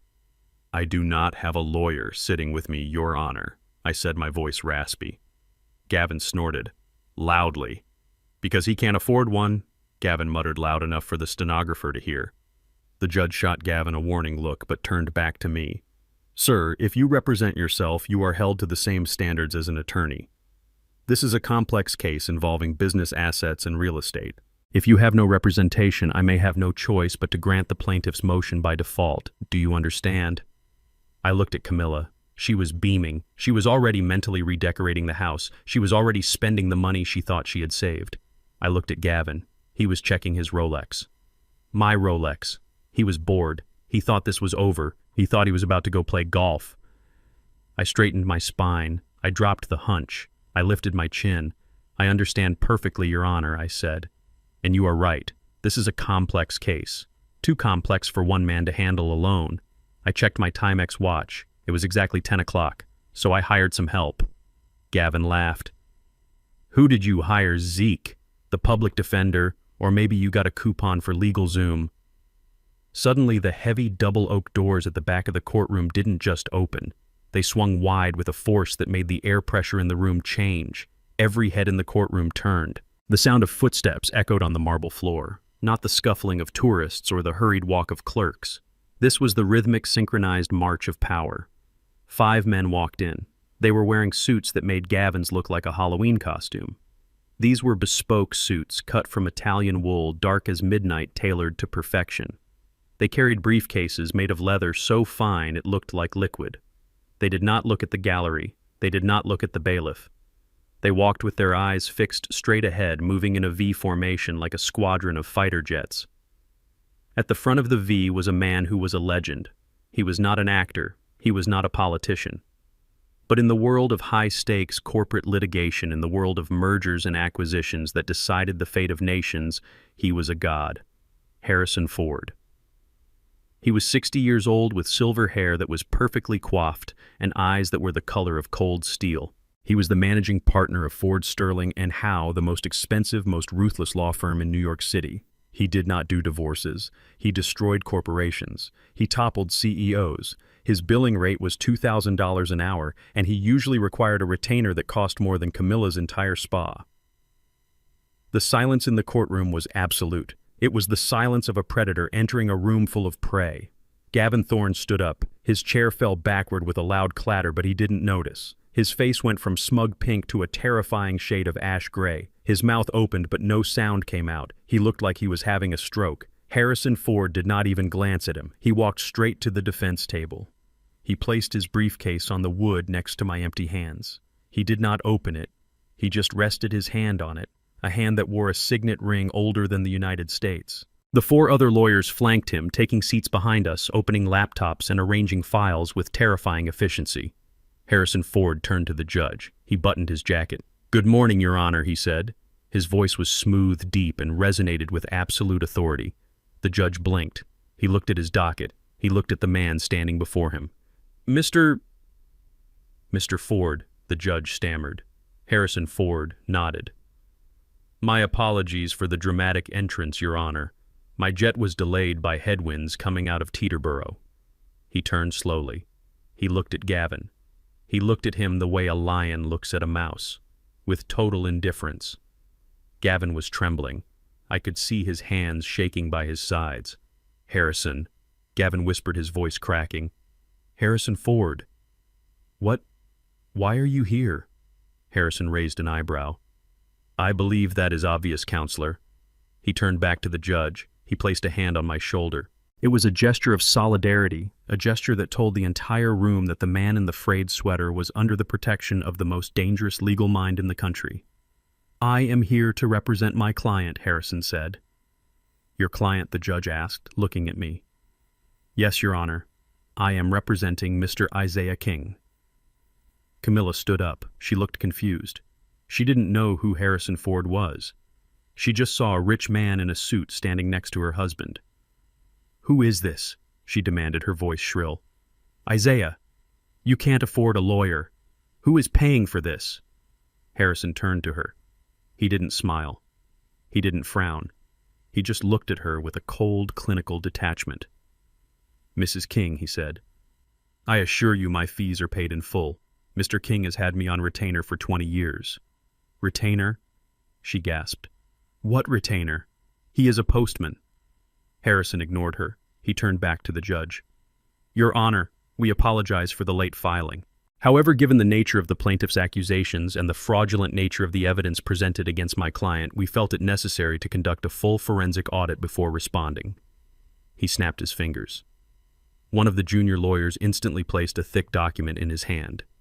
"We are entering our appearance," Harrison said, handing the file to the bailiff. "And we are filing a countersuit." "Countersuit," Gavin squeaked. He sank back into his chair. He looked like he wanted to crawl under the table. He knew exactly what kind of storm had just walked into the room. Harrison Ford didn't show up for alimony hearings. He showed up for war. "On what grounds?" Gavin whispered. Harrison smiled then. It was a terrifying smile, sharp and predatory. "On the grounds of defamation, fraud, embezzlement, and financial abuse of a vulnerable senior citizen," Harrison said. He leaned against the table, looking casual and deadly. "You claimed my client is a freeloader, Mr. Thorne. You claimed he has no assets. You claimed he is a burden." Harrison opened his briefcase. He pulled out a single piece of paper. "We are here to correct the record. We are here to show the court exactly who has been carrying whom." He looked at me. He nodded. "Mr. King," he said, "shall we begin?" I looked at Gavin. He was pale, sweating, clutching his chest. I looked at Camilla. She was staring at the lawyers, trying to calculate the cost of their suits, her eyes wide with a dawning horror. I stood up. I buttoned my old jacket. "Yes, Mr. Ford," I said, my voice strong and clear, filling the stunned courtroom. "Let's begin." The judge looked at the file Harrison had handed him. He looked at me. "Mr. King," the judge said, "this is highly irregular." "Just as often as Your Honor," I said. Gavin tried to stand up. "Your Honor, I object. This is an ambush." "Ambush," Harrison said, his voice cutting through the air like a whip.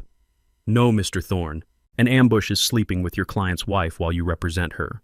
An ambush is forging documents to evict an old man from his own home. Harrison stepped closer to Gavin. This is not an ambush, this is an eviction. He looked at the Rolex on Gavin's wrist. And by the way, Harrison said softly, that is a nice watch. Limited edition Submariner, 1998. Gavin covered the watch with his hand. My client has the receipt for that watch, Harrison said, and he wants it back. The courtroom erupted. The judge banged his gavel. Camilla screamed. But I just stood there. The freeloader was gone. The chairman had arrived. And school was in session. The heavy red wax seal on the thick envelope cracked with a sound that seemed to echo like a gunshot in the silent courtroom. It was a sound I had heard 1,000 times before, usually when closing a merger or finalizing a trust, but here in this room that smelled of cheap coffee and expensive lies, it sounded like the opening note of a funeral march. Harrison Ford, my attorney who cost more per hour than Gavin Thorne made in a week, had placed the document on the judge's bench with the reverence of a priest placing an offering on an altar. He stepped back, his face a mask of stone, and folded his arms. Judge Miller was an old man with eyes that had grown tired of seeing the worst in people. He picked up the envelope, his hands moving with the slow, deliberate pace of the law. He pulled out the first document. It was a single sheet of paper, thin and unimpressive. It was the only document Camilla and Gavin expected to see. It was the document they had built their entire case around. The judge adjusted his spectacles. He looked at the paper. He looked at me. Then he looked at Gavin, who was leaning back in his chair with a smirk that was already celebrating his victory. Mr. King, the judge, read aloud, his voice flat and bored. Income source, United States Postal Service pension, monthly benefit amount $1,214.32. Camilla let out a sound that was half laugh, half snort. She covered her mouth with her hand, but her eyes were dancing with malicious glee.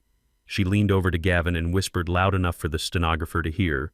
See, I told you. He is destitute. $1,200. That does not even cover my hair appointments. Gavin chuckled, shaking his head. He looked at me with pity. Your Honor. Gavin said, not even bothering to stand up. I think we have seen enough. This confirms everything my client has said. The man is a financial drain. He cannot support himself, let alone contribute to a household. We move for immediate summary judgment. The judge did not answer. He did not look at Gavin. He did not look at Camilla. He was looking at the envelope, because the single sheet of paper he had just read was merely the cover letter. It was the garnish on the plate. The main course was still inside. The judge reached into the envelope again. This time he did not pull out a single sheet. He pulled out a bound document. It was thick, heavy, and bound in blue leather. It was the kind of financial dossier that is usually only seen in boardrooms in Zurich or Hong Kong. The spine of the document cracked as he opened it. The room went quiet. The smirk on Gavin's face faltered just a fraction. He was a lawyer. He knew that poor people did not have financial disclosures bound in blue leather. He knew that pensioners did not have audits prepared by the top accounting firms in the world. Judge Miller turned the first page. His eyebrows shot up. He adjusted his glasses again, pushing them up his nose as if he did not trust his own vision. He leaned forward. He ran his finger down the column of numbers. He turned the page, then another, then another. The silence in the courtroom stretched thin tight as a piano wire. Camilla stopped laughing. She looked at the judge, then she looked at me. She saw me sitting there calm, still watching her with the patience of a predator who knows the trap has already snapped. The judge looked up. He looked at me. His expression had changed completely. The boredom was gone. In its place was a look of profound shock mixed with a sudden, dawning respect. Mr. King, the judge said, his voice different now, deeper, more resonant. Is this current? It was certified this morning, Your Honor, I said, my voice low and steady. By the auditors at Deloitte. The judge nodded slowly. He looked back at the document. He cleared his throat. Mrs. King, the judge said, looking at Camilla.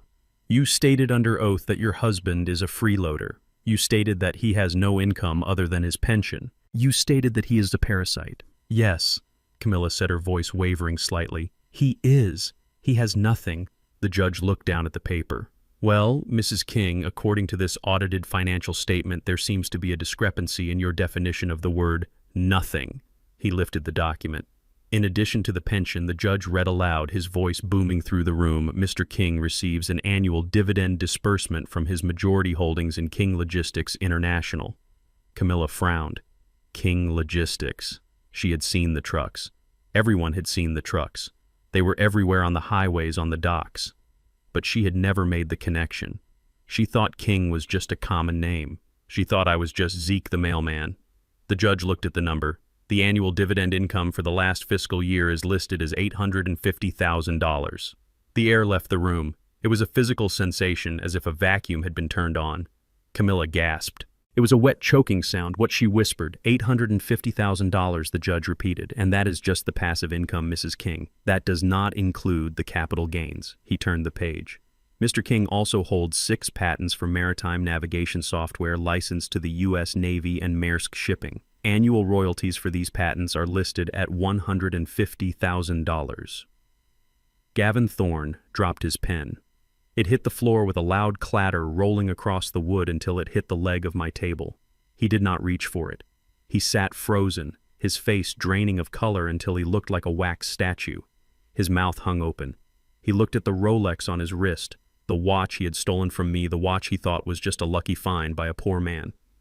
He realized in that second that he was wearing a tracking device for his own destruction.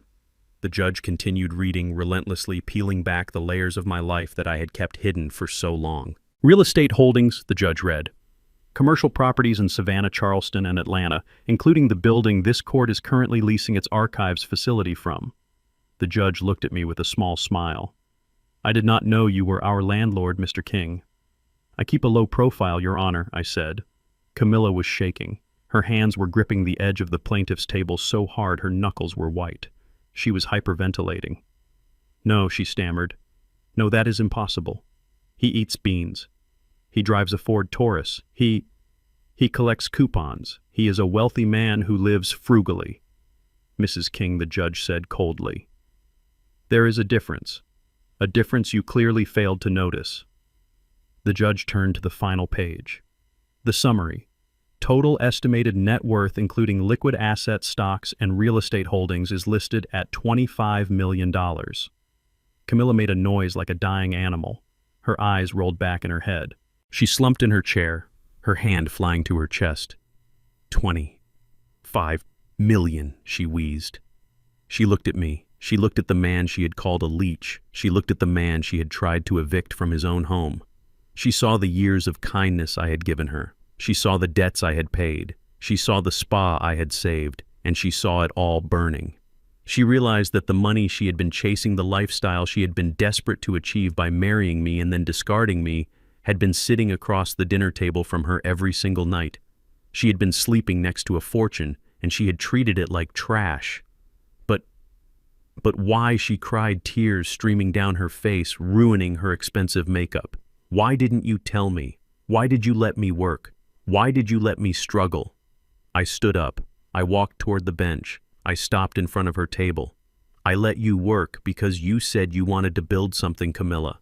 I said, my voice filling the silence. I let you struggle because struggle builds character, or at least it is supposed to. I wanted you to be proud of yourself. I wanted you to love me for me, not for the checkbook.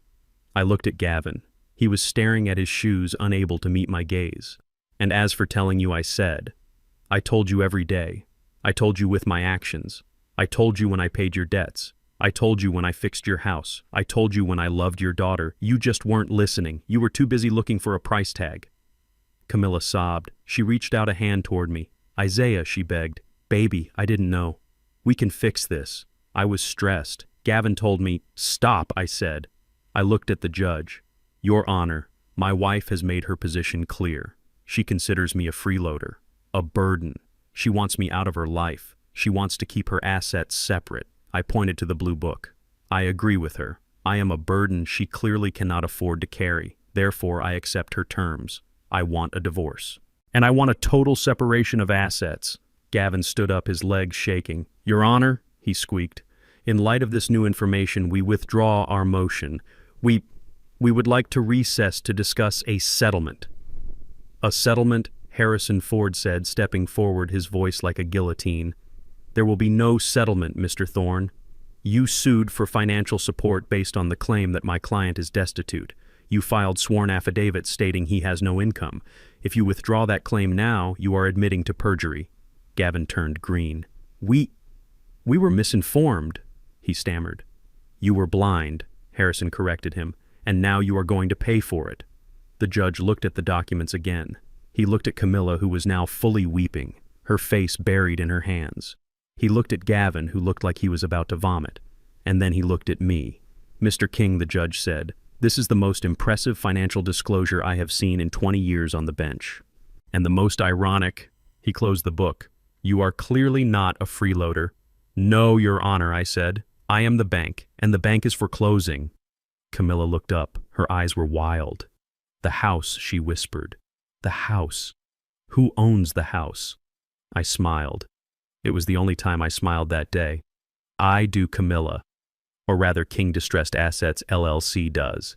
And I believe you received an eviction notice 3 days ago. She screamed. It was a scream of total loss. A scream of a woman who realizes she traded a diamond for a piece of glass. The bailiff moved closer, ready to intervene. I turned my back on her. I walked back to my table. I sat down next to Harrison Ford. I checked my watch. My Timex. It was 10:15. The truth was out. The parasite myth was dead. Now it was time for the surgery. Harrison Ford did not give them time to breathe or recover from the shock of the blue book, because a good lawyer is like a good boxer. He knows that when the opponent is wobbling, you do not step back, you step in and deliver the knockout blow. He walked back to the defense table and picked up a second document. This one thinner but no less deadly. He held it up to the light, letting the overhead fluorescence catch the gold foil of the certified seal. Let us address the accusation of freeloading directly. Harrison said, his voice smooth and cold, filling the corners of the silent courtroom. Mrs. King, you stated in your deposition that you are the sole provider. You stated that you pay the mortgage. You stated that the house at 42 Oak Street is your property purchased with the fruits of your labor. Camilla wiped her face with a shaking hand, trying to regain some shred of dignity. Yes, she whispered. I pay the mortgage every month. It is my house. My name is on the mailbox. Harrison walked to the witness stand. He placed the document in front of her. Read the deed, Mrs. King. Read the line where it lists the owner of record. Camilla looked down. She squinted. Her eyes were swimming with tears and panic, but she read it. King, Distressed, Assets, LLC. She looked up confused. I don't understand. I pay the bank. I send the check to the mortgage company. You send a check to a servicing company, Harrison corrected her. A servicing company that manages properties for King Distressed Assets. You do not have a mortgage, Mrs. King. You have a lease. You are not a homeowner. You are a tenant. No, she gasped. No, that is a lie. I bought it. I signed the papers 10 years ago. You signed an occupancy agreement, Harrison said. You were under financial duress at the time, were you not? You had just been evicted from your previous apartment. Mr. King here stepped in. He told you he would handle the paperwork. He bought the house through his corporation to protect the asset. He allowed you to live there. He allowed you to pretend it was yours because he wanted you to feel secure. Harrison leaned in closer. But make no mistake, you do not own a single brick of that house. You do not own the roof. You do not own the driveway where you threw his suitcase. Camilla looked at me. Her face was a mask of betrayal. You tricked me, she hissed. I let you believe you were safe, I said from my table. I let you believe you had a home. I never told you it was your asset. I told you it was our sanctuary. You were the one who decided to kick me out of it. Harrison moved on. He was relentless. He walked back to his table and picked up a thick binder. It was labeled, The Sanctuary Spa, Forensic Audit 2019-2024. Now let us discuss the source of your so-called wealth, Harrison said. Your business. The spa. You claim that Mr. King lived off the profits of your hard work. You claim that he was a drain on your success. I am a successful businesswoman, Camilla cried, finding a sudden spark of defensive rage. My spa is the best in the city. I have elite clients. I make huge profits. Harrison opened the binder. He flipped to a page filled with red ink. Mrs. King, according to this audit prepared by independent forensic accountants, your business has not turned a legitimate profit since 2019. In fact, for the last 5 years, the Sanctuary Spa has been operating at a monthly deficit of nearly $10,000. Liar, she screamed. That is a lie. I have money coming in every month. I have VIP clients who pay thousands for memberships. Harrison nodded. Yes, you do have a VIP client. One client. He pulled out a series of bank transfer records. This client buys the platinum package every month. This client buys the entire line of inventory whenever you are overstocked. This client pays for the renovations. This client covers the payroll when you are short. He handed the papers to the judge, then a copy to Camilla. Look at the source of the funds, Mrs. King. Look at the routing number. Camilla looked. Her hands were shaking so hard the paper rattled like a leaf in a storm. She saw the routing number. It was the same number she had seen on the dividend statement earlier. It was the routing number for the King Family Trust. There are no elite clients, Harrison said, his voice dropping to a whisper that carried the weight of a tombstone. There is only Isaiah. He is the VIP client. He is the platinum member. He has pumped over $600,000 into your failing business over the last 5 years just to keep the doors open, just to keep your ego inflated. Camilla stared at the paper. The numbers blurred. The reality of her life began to dissolve. She wasn't a CEO. She wasn't a mogul. She was a charity case. A hobby funded by the husband she despised. I didn't know, she whispered. I thought I was good. You are good at spending money, Harrison said coldly. You are not good at making it. Without Mr. King's silent contributions, your business would have been padlocked years ago. He literally bought the towels you use to wipe your face. He bought the oils you use to massage your clients. He bought the sign above the door. Harrison turned to the gallery. He is not a freeloader. He is the life support system. And you, Mrs. King, pulled the plug. The courtroom was silent. The devastation was total. Camilla sat slumped in the witness box, a queen stripped of her crown, realizing her kingdom was made of cardboard. Then I stood up. I pushed my chair back. The scrape of wood on the floor was the only sound in the room. I walked out from behind the defense table. I did not limp. I did not hunch. I walked with the stride of a man who commands fleets of ships. I walked to the center of the room. I stood between Gavin and Camilla, forming a triangle of truth. You called me an eater of food. I said, my voice low but vibrating with suppressed power. You stood there and told the world I was a drain on you. I looked at Camilla. I paid for the car you drove to this courthouse. I paid for the gas in the tank. I paid for the insurance that protects you when you drive like a maniac. I pointed to her feet. I paid for those shoes. I paid for that dress. I paid for the plastic surgery you got last year, the one you told me was for a deviated septum. She flinched. She covered her nose instinctively. I looked at Gavin. He was staring at his desk, trying to disappear, trying to melt into the floorboards. He knew what was coming. He could feel the heat of my gaze like a laser on his skin. And you, I said, turning to face him. The big-shot lawyer. The man who was going to save her from the parasite. I walked closer to him. I stopped right at his table. I looked down at him. You call me a freeloader, Gavin. But look at you. I pointed a finger at his chest, right at the lapel of his suit. That is a nice suit, Gavin. Charcoal gray, Italian wool, custom stitching on the lapel. Gavin looked down at his chest. He looked confused. It looks familiar, I said. It looks exactly like the suit I bought for myself 6 months ago. The one I ordered from my tailor in Milan. The one that disappeared from my closet the day after I came home early and found you in my house. The color drained from Gavin's face. He grabbed the lapels of the jacket, his fingers twitching. Camilla told me she bought it for you, I said. She said she wanted to give you a gift to make you look like a winner. I leaned in closer. Check the inside pocket, Gavin. Go ahead, check it. Gavin froze. He didn't want to look.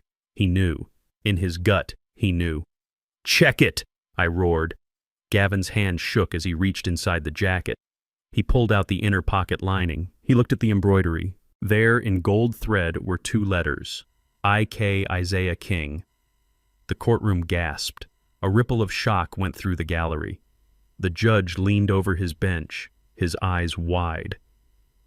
You are wearing my clothes, I said, my voice dropping to a deadly whisper.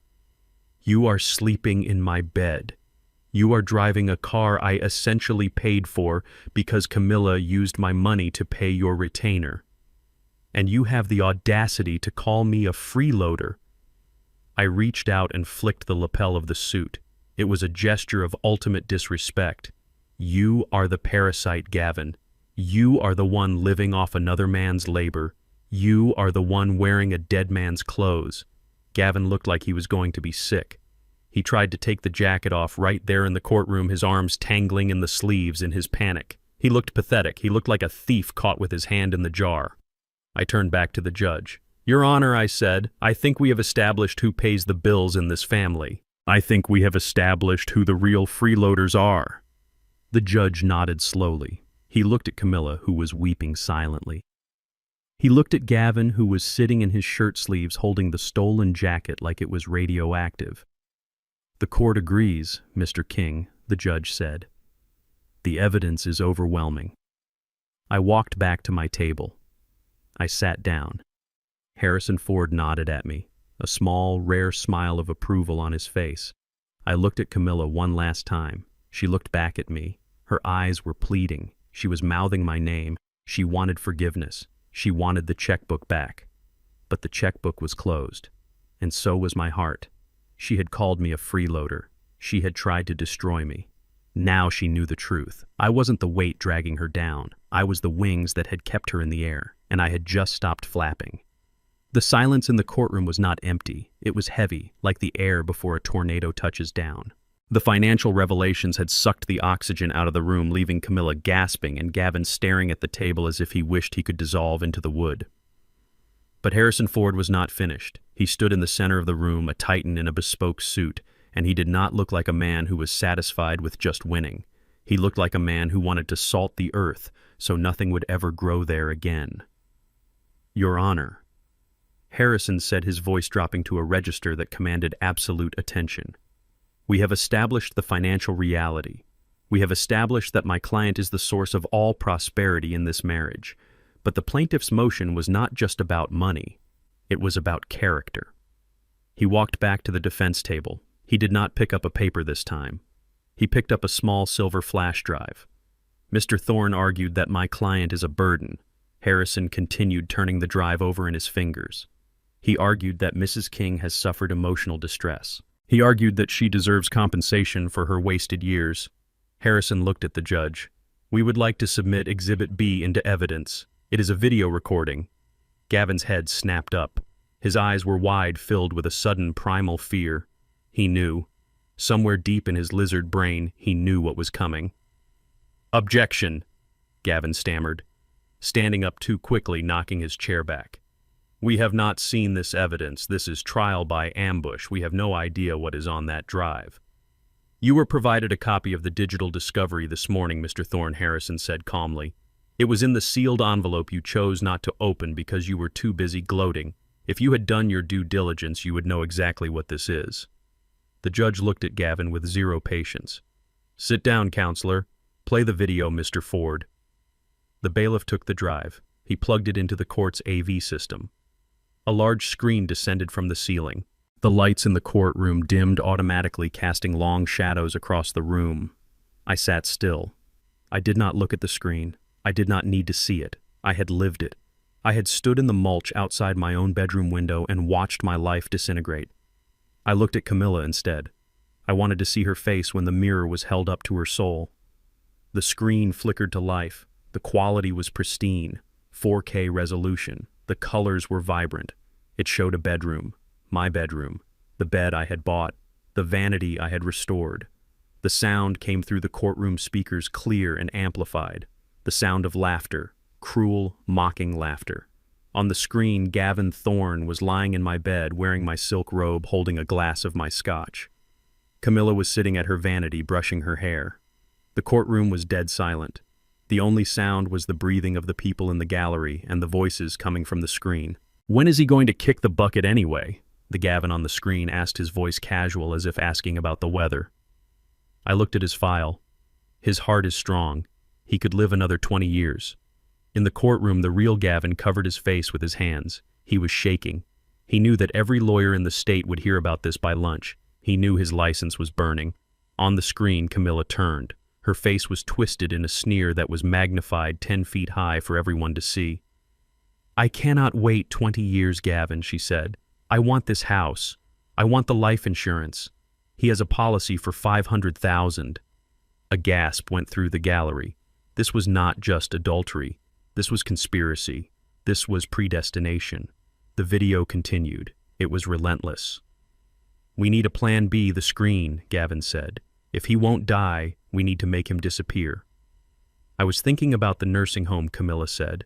"The Shady Acres facility over on 4th Street. It is cheap. It is state-run. If we can prove he is incompetent, if we can prove he is a danger to himself, we can get power of attorney. We can dump him there and sell the house." Judge Miller's face began to change. He was a man who prided himself on his composure, on his judicial detachment. But as he listened to these two people plotting to discard a human being like a bag of trash, his face turned a deep, angry red. His hands gripped the edge of his bench so hard his knuckles turned white. He was not just a judge in that moment. He was an old man, too. He was hearing what his own nightmares sounded like. On the screen, Gavin laughed. "Incompetent. That is my specialty. We can start documenting things, memory lapses, aggression. I can draft the papers. We just need a doctor to sign off. I know a guy who owes me a favor." "Do it," Camilla said. "I am tired of playing the grateful wife. I want him gone, Gavin. I want him gone so we can really live." The video ended with them kissing. It was a grotesque seal on their pact. The screen went black. The lights came back up. The silence was absolute. It was the silence of a tomb. Then the judge spoke. His voice was low, shaking with suppressed rage. "Mr. Thorne," the judge said, "did I just hear you plotting to commit fraud? Did I just hear you conspiring to commit elder abuse against your own client's husband? Did I just hear you admit to soliciting a doctor to falsify medical records?" Gavin could not speak. He was slumped in his chair, a puddle of ruined ambition. But Camilla stood up. She was cornered. She was terrified. And like a cornered animal, she lashed out with the only weapon she had left. Denial. "It is fake," she screamed. Her voice was shrill, piercing the heavy atmosphere. She pointed a shaking finger at the screen. "That is not real. That is AI. It is a deep fake. He made it up. He has millions of dollars, right? He hired someone to make that. He is trying to frame me. I never said those things. I love my husband." She looked around the room, her eyes wild, begging someone, anyone to believe her. "Don't you see? Technology can do anything now. He created that video to destroy me because he is vindictive. It is a lie. It is all a lie." The judge frowned. The accusation was serious. In this day and age, digital evidence was suspect. If there was even a 1% chance she was right, it could derail everything. "Mr. Ford," the judge asked, "can you authenticate this footage?" Harrison Ford smiled. It was the smile of a man who had anticipated every single move on the board. "We anticipated this objection, Your Honor," Harrison said. "Given the sophistication of modern technology, it is a valid question. However, we are not relying on the video alone." He picked up a final binder. "We are relying on the metadata." He opened the binder and handed a report to the bailiff. "This video was not created in a studio," Harrison explained. "It was not generated by a computer. It was filmed on an iPhone 15 Pro Max. The device ID matches the phone registered to Mr. Isaiah King." He pointed to a line on the report. "The GPS coordinates embedded in the file verify the location as the master bedroom of 42 Oak Street. The timestamp verifies the date and time, Sunday evening, 3 months ago. The exact time Mr. Thorne's vehicle was logged passing the security camera at the neighborhood gate." Harrison turned to Camilla. "But the most damning evidence, Mrs. King, is the audio signature. We had a forensic audio engineer analyze the background noise." He paused, letting the tension build. "You can hear the hum of the specific air conditioning unit installed in that house. You can hear the unique creak of the floorboard near the window. And most importantly, you can hear the breathing of the man holding the camera." Harrison pointed at me. "Mr. King stood outside that window, Mrs. King. He stood in the dirt, and he filmed you. He watched you plot his demise. He listened to you call him a burden while you drank his liquor and slept in his bed." The realization hit Camilla like a physical blow. She looked at me. She saw the man she thought was deaf and blind to her machinations. She saw the man she thought she had outsmarted. "You were there," she whispered. "You were there the whole time." I stood up slowly. I looked her in the eye. "I was there, Camilla," I said softly. I came home early to surprise you. I had flowers. I was going to take you to dinner. Tears streamed down her face, but they were not tears of sorrow. They were tears of terror. Instead, I watched you bury me, I said. I watched you plan to throw me into a state facility. I watched you laugh about my death. I leaned forward, my hands on the table. You called it a fake video, I said. You said it was AI. But you know the truth, Camilla. You know it because you lived it. You know exactly what that scotch tasted like. You know exactly how soft that robe was. And you know exactly how much hate was in your heart that night. The judge slammed his gavel down. The sound made everyone jump. Enough, the judge roared. His face was purple. Mrs. King, sit down. Mr. Thorne, stand up. Gavin stood up. He looked like a ghost. Mr. Thorne, the judge, said, his voice trembling with anger. You are an officer of this court. You have sworn an oath to uphold the law. And I have just watched you on high-definition video conspiring to commit multiple felonies. You have engaged in a sexual relationship with a client during proceedings. You have plotted to strip a vulnerable senior citizen of his rights. You are a disgrace to this profession. Gavin opened his mouth, but the judge cut him off. I am referring this matter to the State Bar Association immediately with a recommendation for permanent disbarment. I am also referring this video to the District Attorney's Office for potential criminal charges regarding conspiracy to commit fraud and elder abuse. Gavin collapsed back into his chair, burying his face in his hands. The judge turned to Camilla.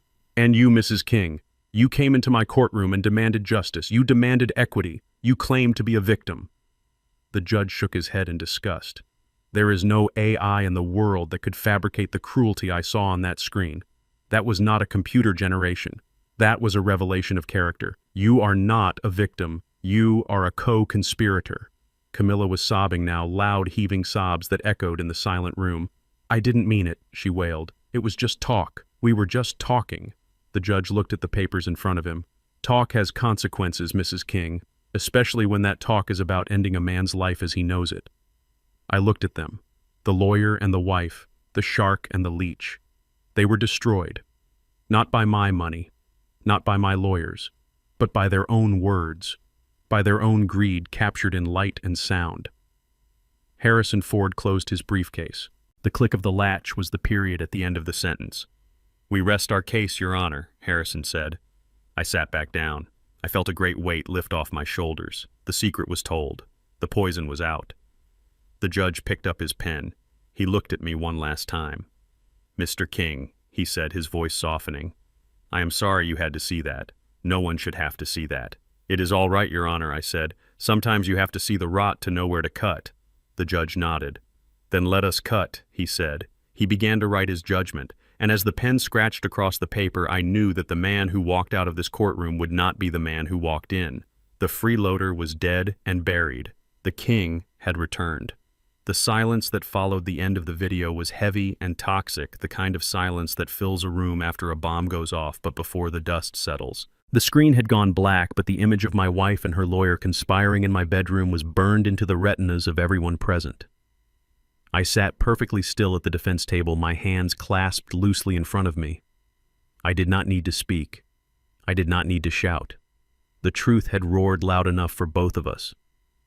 Judge Miller slowly took off his reading glasses. He folded them with deliberate care and placed them on the bench.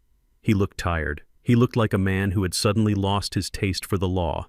He turned his chair slightly so that he was facing the plaintiff's table directly. His eyes bypassed Camilla completely. They locked onto Gavin Thorne like a laser guidance system locking onto a target. Mr. Thorne, the judge said, his voice deceptively quiet, a low rumble that vibrated through the floorboards. Gavin tried to stand. His legs were shaking so badly that his knees knocked against the table. He gripped the edge of the wood, his knuckles white, his face the color of wet ash. He looked like a man who was watching a tsunami approach and knew he had nowhere to run. Yes, Your Honor, Gavin whispered. His voice was a dry croak. The judge leaned forward. The veins in his neck were bulging. Mr. Thorne, did I just witness you, an officer of this court, a sworn member of the Bar Association, engaging in a sexual relationship with your client while active litigation regarding her marriage was pending? Gavin opened his mouth. He closed it. He looked at the court reporter who was typing furiously. He looked at the gallery. He looked everywhere but at the judge. Your Honor, It is complicated, Gavin stammered. The video, the context, The context, the judge interrupted, his voice rising like a thunderclap. The context is that you were in the petitioner's marital bed, you were wearing the respondent's clothes, you were drinking his liquor, and you were discussing legal strategy for stripping him of his assets while holding his wife in your arms. The judge slammed his hand onto the bench. The sound made Camilla jump in her seat. Is that the context, Mr. Thorne? Gavin was sweating profusely now. Dark patches were spreading under the arms of his cheap shirt, the jacket I had reclaimed lying on the table like a corpse. It was a lapse in judgment, Gavin wheezed. We fell in love. It was emotional. I was trying to comfort her. Comfort her, the judge repeated with dripping sarcasm. By conspiring to commit fraud. By discussing the falsification of medical records to commit a senior citizen to a state facility against his will. The judge picked up a file from his desk. He opened it. He did not look down at it. He kept his eyes on Gavin. Mr. Thorne, are you aware of Rule 1(8) of the Rules of Professional Conduct regarding conflict of interest? Are you aware that having sexual relations with a client is not just a lapse in judgment? It is a violation of your fiduciary duty. It is an exploitation of the attorney-client privilege, and in this case, combined with the conspiracy to commit elder abuse, it is a criminal act. Gavin began to hyperventilate. He loosened his tie, gasping for air. Your Honor, please, Gavin begged. I can explain. I can fix this. I will withdraw from the case. I will recuse myself immediately. You will do more than recuse yourself, the judge said coldly. You are done, Mr. Thorne. The judge looked at the bailiff. Bailiff, secure the recording. Secure the transcripts. He looked back at Gavin. I am referring this matter immediately to the State Bar Association with a formal recommendation for permanent disbarment. You will not practice law in this state again. You will not practice law in any state. You are a disgrace to the uniform you wear. Disbarment. The word hung in the air. For a lawyer, it is a death sentence. It means the end of the career, the end of the income, the end of the identity. Gavin realized in that second that his life as he knew it was over. He would lose his firm, he would lose his leased car, he would lose everything. And then the panic set in. Panic is an ugly thing. It strips away civilization. It turns men into animals. Gavin looked around the room, desperate for a lifeline, desperate for a scapegoat. He looked at me. I was untouchable. He looked at the judge. The judge was the executioner. Then he looked at Camilla. She was sitting next to him, tears streaming down her face, her makeup ruined, looking at him for support. She reached out and touched his arm. Gavin, she sobbed. Do something. Tell him. Tell him we are in love. Gavin pulled his arm away as if she had burned him. He stood up, knocking his chair over. He pointed a shaking finger at her.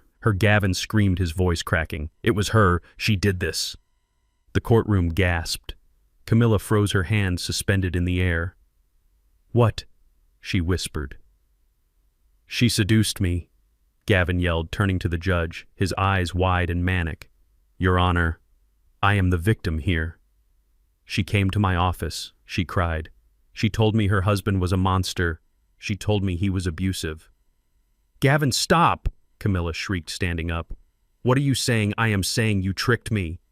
Gavin roared, saliva flying from his mouth. He turned on her, his face twisted into a mask of pure hatred. You told me he was broke. You told me he was a senile old fool who didn't know what day it was. You said he was dying. I did not, Camilla yelled back. You said that. You said his heart was strong, but we could fix it. You told me there was a life insurance policy, Gavin shouted, stepping closer to her, looming over her. You told me if we got rid of him, we would be rich. I only did it because you begged me. You used me. You used me to get to his house. Camilla slapped him. It was a weak, flailing slap, but it connected with his shoulder. You coward, she screamed. You told me you loved me. You told me I was beautiful. You said I deserved better than him. I said what I had to say to get paid. Gavin screamed back. Look at you. You are 50 years old and you are broke. You have nothing. Your business is a joke. Without his money, you are nobody. You are just a washed-up nail technician with delusions of grandeur. Camilla let out a primal scream of rage. She lunged at him. She grabbed his shirt, ripping the buttons. You parasite, she yelled. You lived off me. You drove my car. You ate my food. I ate his food. Gavin yelled, shoving her back. We both did. We are both parasites, Camilla. But at least I admitted it. You actually believed you were special. Order, the judge bellowed, banging his gavel. Order in this court. But they did not hear him. They were too far gone. They were tearing each other apart, ripping open the wounds of their conspiracy, letting the ugliness bleed out onto the floor. She made me do it, Gavin shouted at the gallery, addressing the shocked spectators. She told me he was mentally incompetent. She drafted the plan to put him in the home. I just filed the paperwork. I was just doing my job. Your job was to protect me, Camilla sobbed, falling back into her chair. You said you were the best lawyer in the city. You said he was stupid. You said he wouldn't fight back. He tricked us, Gavin yelled, pointing at me now. Look at him. He sat there and watched us. He set us up. I sat perfectly still. I did not smile. I did not frown. I just watched. It was like watching two rats fighting over a piece of poisoned meat. They had been united by greed, and now they were being divided by fear. Bailiffs, the judge shouted. Restrain them. 2 bailiffs moved in. They grabbed Gavin by the arms. He struggled, his face red and sweaty. I am not the bad guy, Gavin screamed as they pulled him away from the table. She is the Black Widow. She wanted him dead. She talked about it every night. She asked me if I knew anyone who could cut brake lines. Camilla gasped. That is a lie. I never said that. You did, Gavin yelled. You said he was worth more dead than alive. The judge stood up. His face was a mask of cold fury. Take him out, the judge ordered. Take him to the holding cell. I am holding him in contempt of court. And get the district attorney on the phone. Now. The bailiffs dragged Gavin toward the side door. He was still screaming, still blaming her, still trying to wash the stain of his own corruption off his hands by wiping it onto hers. I was seduced, Gavin wailed as the door opened. She ruined me. The door slammed shut, cutting off his screams. The courtroom was silent again, but it was a different kind of silence. It was the silence of shock. The silence of a room that had just witnessed the complete and total disintegration of 2 human beings. Camilla sat alone at the plaintiff's table. Her suit was disheveled. Her hair was messy. She looked small. She looked old. She looked at the empty chair where her lover had been. Then she looked at the judge. And finally she looked at me. Her eyes were empty. The arrogance was gone. The anger was gone. There was only fear. She realized then that she was truly alone. The lawyer was gone. The lover was gone. The money was gone. And the husband she had betrayed, was sitting 10 feet away, watching her with eyes that were as cold and hard as the diamond she had thrown away. I stood up. I buttoned my jacket. I picked up my briefcase. Harrison Ford leaned over to me. I think we are done here, Mr. King, Harrison said quietly. Not quite, I said. I looked at the judge. Your Honor, I said. My voice was calm, steady. It did not shake. Mr. King, the judge asked, his voice gentle now, respectful. My wife seems to be without counsel, I said, and without a co-conspirator. Camilla flinched. I would like to request that the court proceed with the judgment, I continued. I do not wish to drag this out. I have a business to run, and I have a life to reclaim. The judge nodded. I agree, Mr. King. I have seen enough. I have heard enough.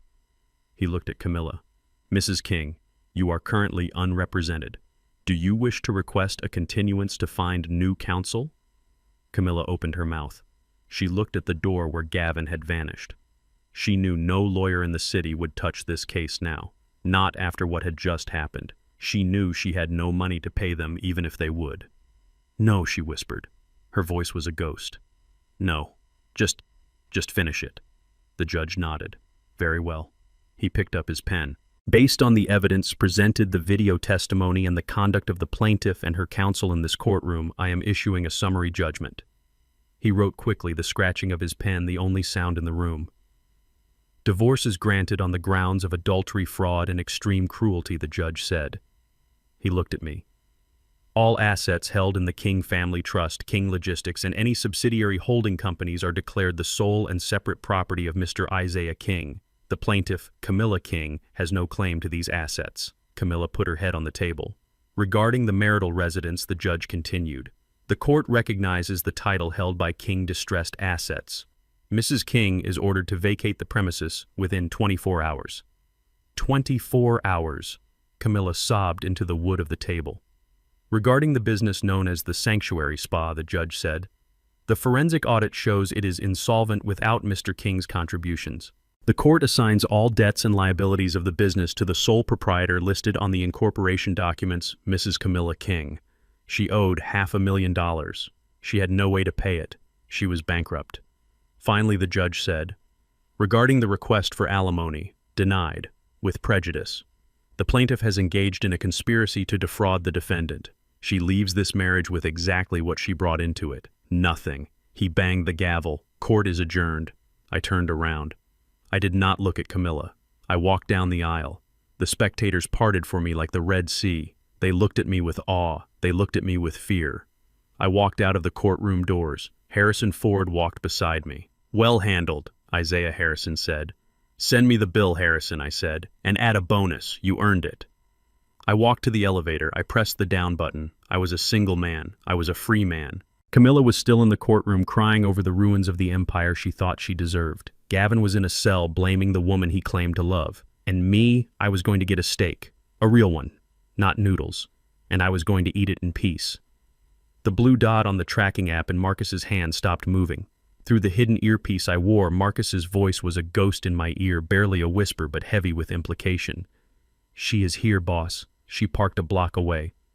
She is coming in on foot. I gave a barely perceptible nod, adjusting my grip on the teacup. My daughter Maya had followed the breadcrumbs exactly as I knew she would. She was a smart woman, my Maya. Too smart to be married to a man like Chase, but love has a way of dulling the sharpest minds. For weeks she had suspected. She had seen the late nights, the nervous glances, the unexplained expenses. I had simply given her the final push, ensuring the GPS tracker she had hidden in his bumper was transmitting loud and clear and leading her straight to this rusted, abandoned textile warehouse in the industrial district. I sat in the high-backed armchair, the velvet soft against my work clothes, and waited. The warehouse was a cavern of shadows and dust lit only by the harsh theatrical floodlights we had set up in the center. It was a stage, and the final act was about to begin. Chase was pacing back and forth in front of me. He was vibrating with adrenaline and fear, his movements jerky and uncoordinated. He was wearing that ridiculous black hoodie and the neon orange ski mask he had bought at a gas station, trying to play the part of a hardened criminal. He held a baseball bat in one hand, slapping it against his palm, trying to intimidate the 6 large men standing in the shadows, men who were actually on my payroll, men who could have snapped him in half like a dry twig if I gave the word. It is boiling in here, Chase complained, his voice muffled by the thick wool of the mask. He tugged at the collar of his hoodie. Jesus, why is there no air conditioning? He stopped pacing. He looked at me sitting calmly with my tea. He looked at the thugs who were staring him down. He felt safe. He felt powerful. He thought he was the conductor of this orchestra, unaware that he was just the monkey dancing to the organ grinder's tune. He reached up with his free hand. He grabbed the top of the ski mask. I can't breathe in this thing, he muttered. He pulled it off. I did not look at his face. I looked past him toward the rusted metal side door of the warehouse. It was slightly ajar, a jagged gap in the corrugated steel that offered a perfect view of the stage. I couldn't see her, but I could feel her. I felt the exact moment my daughter arrived at that gap. I felt the air shift. I knew exactly what Maya was seeing. She wasn't seeing a stranger. She wasn't seeing a faceless gangster. She was seeing the man she slept next to every night. She was seeing Chase, his face red and sweaty, his hair matted, his expression twisted into a mask of ugly, naked greed. She was seeing him grab a water bottle from the table, chugging it aggressively, wiping his mouth with the back of his hand while he held a bat over her 75-year-old father's head. I heard it then, a sound so faint it would have been inaudible to anyone else, but to a father listening for his child's pain, it was louder than a gunshot. It was a gasp, a sharp intake of breath followed by a choked sob. It was the sound of a heart breaking in real time. My earpiece crackled again. She is trying to breach, Tiny's voice whispered. Tiny was my largest security specialist, a man the size of a vending machine, who was stationed in the shadows just outside that door. She wants to kill him, boss. She is trying to run in. Hold her, I commanded silently, tapping my finger twice on the armrest. Not yet. She needs to see the rest. Outside in the dark alley, I knew Tiny was stepping out of the shadows. I could visualize him catching Maya just as she lunged for the door, wrapping a massive arm around her waist, not to hurt her, but to ground her. I could hear his deep, rumbling voice in my mind, the line I had given him. "Shh, Miss Maya.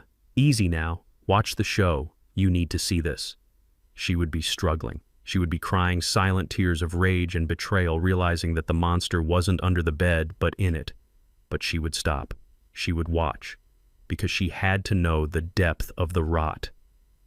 Inside, Chase threw the empty water bottle onto the concrete floor. It clattered loudly in the silence. He turned back to me, reinvigorated by the water and the absence of the mask. He looked at me with pure contempt. "All right, old man," Chase barked, trying to deepen his voice to sound menacing. "Playtime is over. I am done waiting." He reached into his back pocket and pulled out a folded sheaf of documents.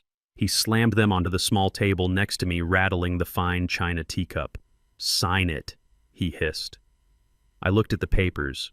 They were the transfer deeds for the house, the power of attorney forms, the documents that would strip me of my agency and hand him the keys to the kingdom he thought existed.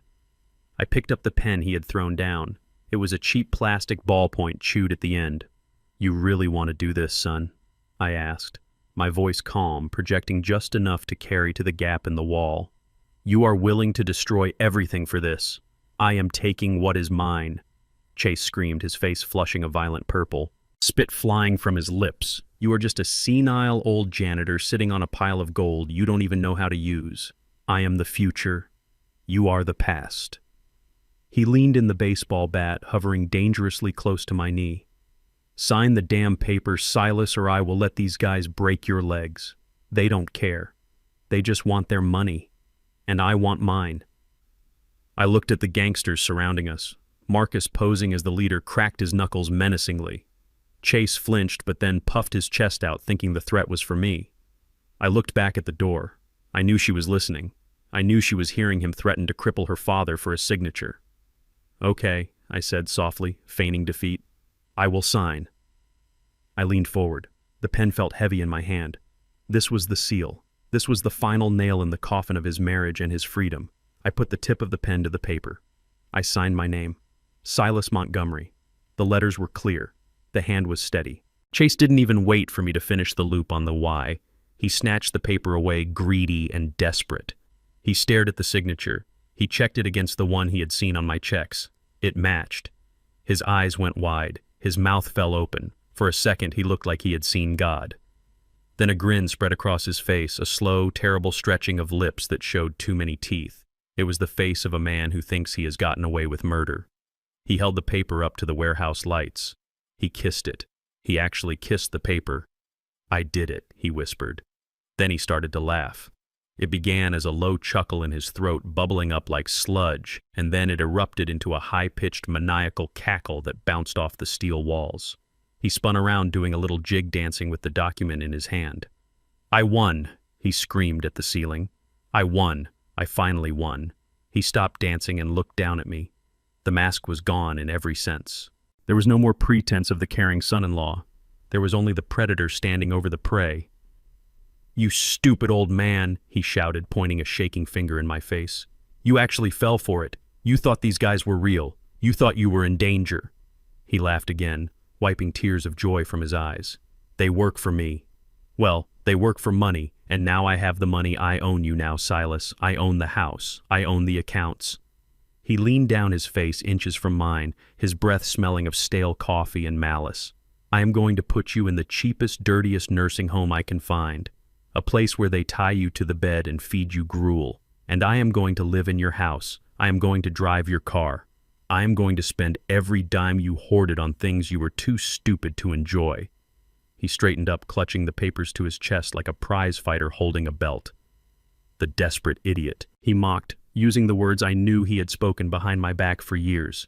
"The janitor, I beat you all." I sat there perfectly still. I took a sip of my tea. It was still warm. "Are you sure you won, Chase?" I asked. My voice was quiet, but it cut through his laughter like a razor blade. He stopped. He blinked, looking down at me with confusion. "What?" I set the teacup down on the saucer with a gentle clink. I said I raised my voice, pitching it past him straight toward the shadows where the dust motes danced in the floodlights. Are you sure you are the only one watching the show? Chase frowned. The arrogance flickered for a second, replaced by a sudden creeping doubt. He looked around the empty warehouse. What are you talking about? Who is watching? I didn't answer him. I just looked toward the rusted metal door, and slowly, with a groan of old hinges that sounded like a judgment, the door pushed open. The ink was barely dry on the paper Chase held in his trembling hands, but he stared at my signature as if it were the Holy Grail. He didn't just see a name scrawled on a legal document. He saw a Lamborghini. He saw a penthouse suite in Miami. He saw a life where he never had to answer to anyone, least of all, a 75-year-old black man who spent his life sweeping floors. He kissed the paper. He actually pressed his lips to the document that transferred the deed of my house and the power of attorney over my life to him, leaving a smudge of grease on the page. I won. Chase whispered, his voice cracking with an emotion that was a sickening mix of relief and mania. I actually won. He looked up at me. I was still sitting in the armchair in the center of the warehouse, my hands resting calmly on my knees. I hadn't moved. I hadn't begged. I just watched him with the impassive gaze of a statue. To him, I was a defeated old man. To me, he was a dead man walking who just didn't know he had already stepped off the ledge. You are finished, old man. Chase sneered, his confidence swelling like a balloon now that the ink was on the page. You are going to the state home tonight. I already called the van. They are going to strap you down and medicate you until you don't even remember your own name. And I am going to move into the master bedroom. I am going to burn your old clothes in the backyard. He turned to the thugs standing around us. The men I had hired. The men he thought worked for him because he had promised them a cut of my fortune. Get him up, Chase barked, snapping his fingers with a newfound arrogance. Tie him. Gag him. Toss him in the back of the truck. I don't want to hear his voice anymore. He waited. Nothing happened. Tiny the giant who had played the role of the lead kidnapper didn't move. He stood with his arms crossed, staring at Chase with a bored expression. Marcus, standing by the pillar, checked his watch. I said, get him up, Chase screamed, his voice pitching high with indignation. I am the boss. Now I have the papers. I am paying you. Do your job. I cleared my throat. It was a soft sound, but in the sudden silence of the warehouse it echoed like a gavel striking wood. Chase, I said, my voice low and steady. You really should have checked the payroll before you started giving orders. Chase spun around to face me. What are you talking about? Shut up. I lifted my right hand and snapped my fingers. One single sharp click that cut through the humid air of the warehouse. The world went black. The floodlights that had illuminated our little stage cut out instantly, plunging the warehouse into a darkness so absolute it felt physical. I heard Chase scream, a high, terrified sound of a child afraid of the dark. I heard him stumbling, his feet scuffing against the concrete as he tried to back away, dropping the baseball bat he had been holding. What is happening? Chase shrieked. Who turned out the lights? Turn them back on. For 10 seconds, there was only the sound of his panicked breathing and the soft rustle of movement in the dark. And then the sound changed. It was a low, rhythmic thrumming, the sound of heavy boots marching in unison on concrete. It came from everywhere, from the catwalks above, from the loading docks behind, from the shadows deep in the warehouse. Clack, clack, clack. Dozens of feet, military precision. Chase whimpered in the dark. Then the lights returned, but not the harsh yellow floodlights from before. These were tactical white lights, blindingly bright, cutting through the gloom from every angle like lasers. Chase threw his hands up to shield his eyes, stumbling back until he hit the metal table. When his vision cleared, his legs gave out. He wasn't surrounded by 6 thugs anymore. He was surrounded by an army. 30 men had emerged from the shadows. They weren't wearing leather jackets and jeans. They were wearing immaculate black suits with earpieces. They held automatic rifles across their chests, their fingers resting disciplined on the trigger guards. They stood in a perfect perimeter, a wall of iron and discipline that enclosed us. And the 6 thugs who had been part of the play, they had drawn their weapons. Not baseball bats, not tire irons. They held suppressed pistols, and every single barrel was pointed directly at Chase's head. Chase dropped the papers. They fluttered to the dirty floor, landing in the dust. He looked around his head, whipping back and forth, his eyes bulging. He looked at the soldiers. He looked at the guns. He looked at me. What is this? He whispered, his voice trembling so hard the words barely formed. Who are these people? I stood up. I didn't groan. I didn't use the armrests for support. I rose with the fluid power of a man who has kept his body as sharp as his mind. I brushed a speck of invisible dust from the shoulder of my windbreaker. I walked toward him. The wall of soldiers parted for me. Marcus stepped forward and handed me a wet towel. I wiped my hands, cleaning off the invisible dirt of having been in Chase's presence. "You asked who Viper Holdings is, Chase?" I said, my voice booming through the silent warehouse without me having to raise it. "You thought it was a gang. You thought it was a loan shark in a basement. You thought you could hire them to hurt me." I took a step closer. He shrank back against the table, his eyes darting to the guns pointed at his chest. "Viper isn't a gang," I said. "It is a call sign." I held up my hand, showing him the ring on my finger, the black onyx with the coiled snake. Vietnam, 1969. I continued, my eyes locking onto his. Long-range reconnaissance patrol. We moved through the jungle without leaving a footprint. We struck targets that didn't know we were there until their throats were cut. My unit called me Viper because I was the only one who could sit perfectly still in the tall grass for 3 days, waiting for the right moment to strike. Chase stared at the ring. He stared at my face. He saw the lines etched by age, but now he understood what had carved them. Not poverty, not hard labor, war, and victory.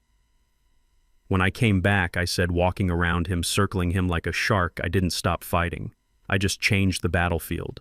I bought the debt of this city. I bought the buildings. I bought the land. I built Viper Holdings to clean up the trash that the banks wouldn't touch. I stopped right in front of him. I leaned in close. "And you, Chase, are trash." Chase fell to his knees. He grabbed the leg of my pants. "Silas." "Dad, please," he sobbed. I didn't know. I swear I didn't know. It was just money. I was desperate. I was scared. "You weren't scared," I said, looking down at him with zero pity. "You were arrogant. You thought you could rob a janitor. You thought you were a wolf eating a sheep. You didn't realize you were a rat walking into a lion's den." Chase let go of my leg and scrambled backward, looking for an exit. But there was no exit. There was only the wall of black suits and silent guns. He looked toward the dark corner of the warehouse near the rusted door. "Help!" he screamed, his voice breaking. "Someone help me, police! Anyone!" From the shadows near the door, a figure moved. Chase's face lit up with a pathetic hope. He thought it was a witness. He thought it was salvation. "Thank God," he yelled. "Call the cops. This man is crazy. He has guns." The figure stepped into the light. It was Maya. She was walking slowly, her arms wrapped around herself as if she were cold. Her face was pale, streaked with dried tears, but her eyes were dry now. They were hard. They were burning with a fire I hadn't seen since she was a teenager. Chase's smile died. The hope evaporated, leaving behind a cold, hollow terror. "Maya," he whispered. "Baby." He scrambled toward her on his knees. "Maya, thank God. You have to help me.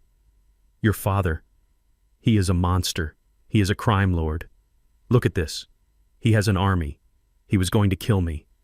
He reached for her hand. He tried to grab her dress. Maya didn't move away. She stood her ground. She looked down at the man groveling at her feet. She looked at the man who had lied to her for years, the man who had stolen her money, the man who had tried to kidnap her father, the man who had just stood over an old man with a baseball bat and threatened to break his legs. She didn't see her husband. She saw a stranger. "Chase," she said, her voice quiet and deadly. Chase looked up, tears streaming down his face. "Baby, please. Tell them to let me go. We can fix this. We can leave. We can start over. I did it for us." Maya leaned down. Chase closed his eyes, expecting a hug, expecting forgiveness. Maya pulled her hand back and slapped him. Crack! The sound was louder than a gunshot. It echoed off the metal roof. It was a slap born of 10 years of deception. It was a slap for every lie, every stolen dollar, every moment she had doubted me because of him.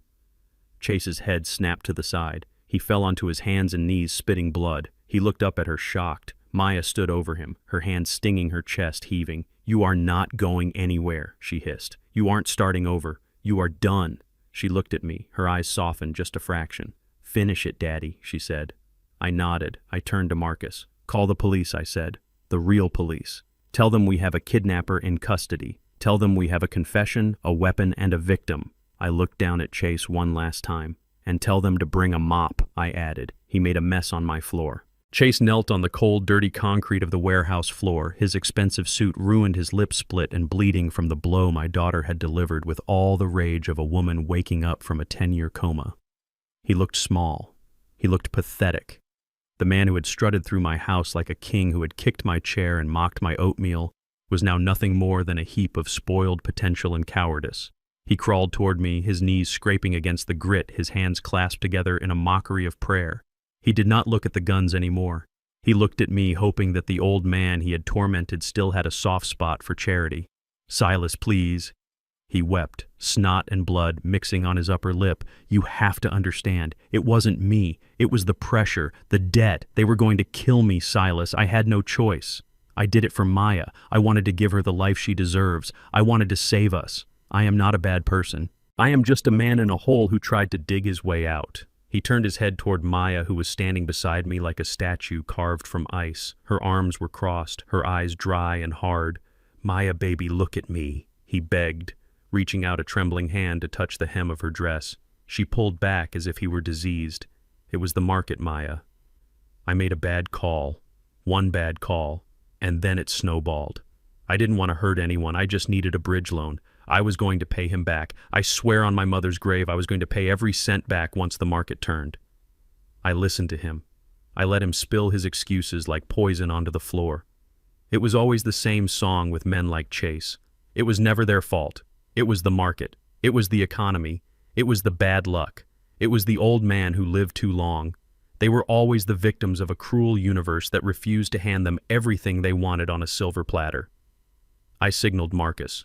He walked over to the small table where the tea service sat and picked up the black leather folder, the same folder Chase had found in my nightstand, the same folder he thought was a death warrant for me. Marcus handed it to me. It felt heavy in my hand, heavier than paper should feel. It felt like the weight of a wasted life. I stepped forward, my shadow falling over Chase, blocking out the harsh white light of the tactical lamps. "You say you had no choice, Chase," I said, my voice low and rumbling, filling the silence of the warehouse. "You say you were forced. You say you are a good man in a bad situation." I threw the folder. It hit the ground right in front of his knees with a flat final slap. The papers spilled out, fan-folding across the concrete. Photographs, bank statements, police reports. Chase looked down. He saw a photo of himself, grainy and dark, taken from a security camera. He saw a bank transfer log. He saw a hotel receipt. "That folder does not just have my debts, Chase," I said. "It has yours." I pointed my cane at the first document. "That is the internal audit from your last firm," I said. "The one you told Maya you left because of creative differences. The truth is you did not leave. You were fired. And you were not fired for incompetence, though God knows you are incompetent. You were fired for embezzling $40,000 from the pension fund of your own secretary, a woman who had worked there for 30 years. You stole her retirement to pay for a lease on a car you could not afford." Chase's head snapped up. His eyes were wide with shock. He did not know I knew. He thought that secret was buried under a non-disclosure agreement. He did not know I had bought the firm that fired him just to get access to the personnel files. I pointed to the second document, a series of photographs. And this, I continued, my voice hardening. "This is why you needed the GPS jammer on your phone. You told Maya you were working late. You told her you were networking. But you were networking in the bed of your best friend's wife, in the apartment you rented under a fake name, apartment 4B. Maya made a small, strangled sound. She looked at the photos. They were blurry but clear enough. Chase entering the building, Chase kissing a woman who was not her. You cheated on me," she whispered. The betrayal in her voice wasn't loud. It was quiet and devastating. It was the sound of the last thread snapping. Chase scrambled to cover the photos with his hands. No, Maya, that is out of context. That was a long time ago. It was a mistake. She meant nothing. She meant nothing, I repeated cold-bloodedly. Just like the secretary meant nothing. Just like I meant nothing. Everyone is just a prop in your movie, Chase. Everyone is just something to use. I stepped closer until the toe of my boot was touching his knee. But the worst part is not the theft, Chase. It is not even the cheating. The worst part is what is on the last page. Chase froze. He knew what was there. He knew because he had lived it. "Turn it over," I commanded. He did not move. He could not. He was paralyzed by the reflection of his own soul. I reached down with my cane and flipped the page over. It was a receipt from a chemical supply company in Indiana. And next to it, a printout of a search history from his laptop, symptoms of arsenic poisoning in elderly, how to induce a heart attack, ladder safety statistics. Maya gasped. She covered her mouth with both hands, stumbling back into the arms of one of my bodyguards who steadied her. You tried to kill him," she choked out. Chase shook his head violently. No, that is just research. I was writing a book. A thriller. It was for a book." I laughed. It was a dry, humorless sound. "A book," I said. "Is that why you greased the ladder yesterday, Chase? Is that why you offered to make my tea every night last week, even though you have never boiled water in your life?" I leaned down, bringing my face close to his. I wanted him to see the life in my eyes, the life he tried to extinguish. I did not drink the tea, Chase. I poured it into the plants. The ferns died. Did you notice? Or were you too busy checking my pulse while I slept? Chase collapsed. He curled into a ball on the floor, sobbing. The lies had run out. The excuses had evaporated. He was naked in the light, a murderer in intent, if not in deed. "I gave you a chance," I said, straightening up. "I gave you a roof over your head. I gave you food. I pretended to be weak so you could feel strong. I pretended to be poor so you could feel rich. I gave you every opportunity to be a man, to say, 'Silas, I am in trouble. Help me.' If you had asked, if you had just been honest, I would have paid the debt. I would have helped you, not for you, but for her." I gestured to Maya. "But you did not ask. You tried to steal. You tried to hurt. You chose to be a devil because you thought angels were weak." I turned away from him. I could not look at him anymore. He disgusted me. "Marcus," I said, "open the doors." Marcus pressed a button on the wall. The massive corrugated metal doors of the warehouse began to rumble upward. The screech of metal on metal was the sound of Judgment Day. Blue and red lights flooded into the warehouse, washing out the white tactical lamps. The sirens were deafening. They had been waiting outside silent just down the road, waiting for my signal. Chase looked up. He saw the police cruisers. He saw the SWAT team moving in shields up, rifles raised. He saw the end of his life. "No," he whispered. "No, please. Silas, Dad. Don't let them take me. I will do anything. I will sign anything. I will go away." I looked at him one last time. "You are going away, Chase," I said. "You are going to a place where the walls are concrete and the doors lock from the outside. You wanted a secure facility. You got one." The police swarmed in, hands in the air. "Get down! Get down!" They bypassed me. They bypassed my men. They went straight for the man in the torn suit, sobbing on the floor. They hauled him up. They slammed him against the wall. The sound of handcuffs clicking shut was the sweetest music I had ever heard. Chase screamed as they dragged him out. He screamed Maya's name. He screamed my name. He screamed that he was innocent, that he was framed, that he was the victim. Maya did not look at him. She turned her face into my chest, burying her eyes in my coat. I wrapped my arms around her, holding her tight, shielding her from the sight of the man she had married being dragged into the back of a squad car like the garbage he was. I watched him go. I watched the doors slam. I watched the lights fade into the distance. The warehouse was quiet again. My men lowered their weapons. Marcus walked over and picked up the black folder from the floor. He dusted it off. "Done?" Sir Marcus asked. I looked at the top of my daughter's head. I felt her shaking. "Done, Marcus," I said. I led Maya toward the exit, stepping over the spot where Chase had knelt. We walked out into the cool night air. The city was alive in the distance, a billion lights shining in the dark. It was over. The thief was gone. The liar was gone. And all that was left was the truth. It was painful. It was raw. But it was ours. And we would rebuild from it brick by brick, just like I had built everything else in my life. The police cruiser disappeared around the corner, its red and blue lights fading into the industrial gloom of the district, taking the man I had once called my son-in-law to a place where his charm and his lies would buy him nothing but a hard cot and a cold meal.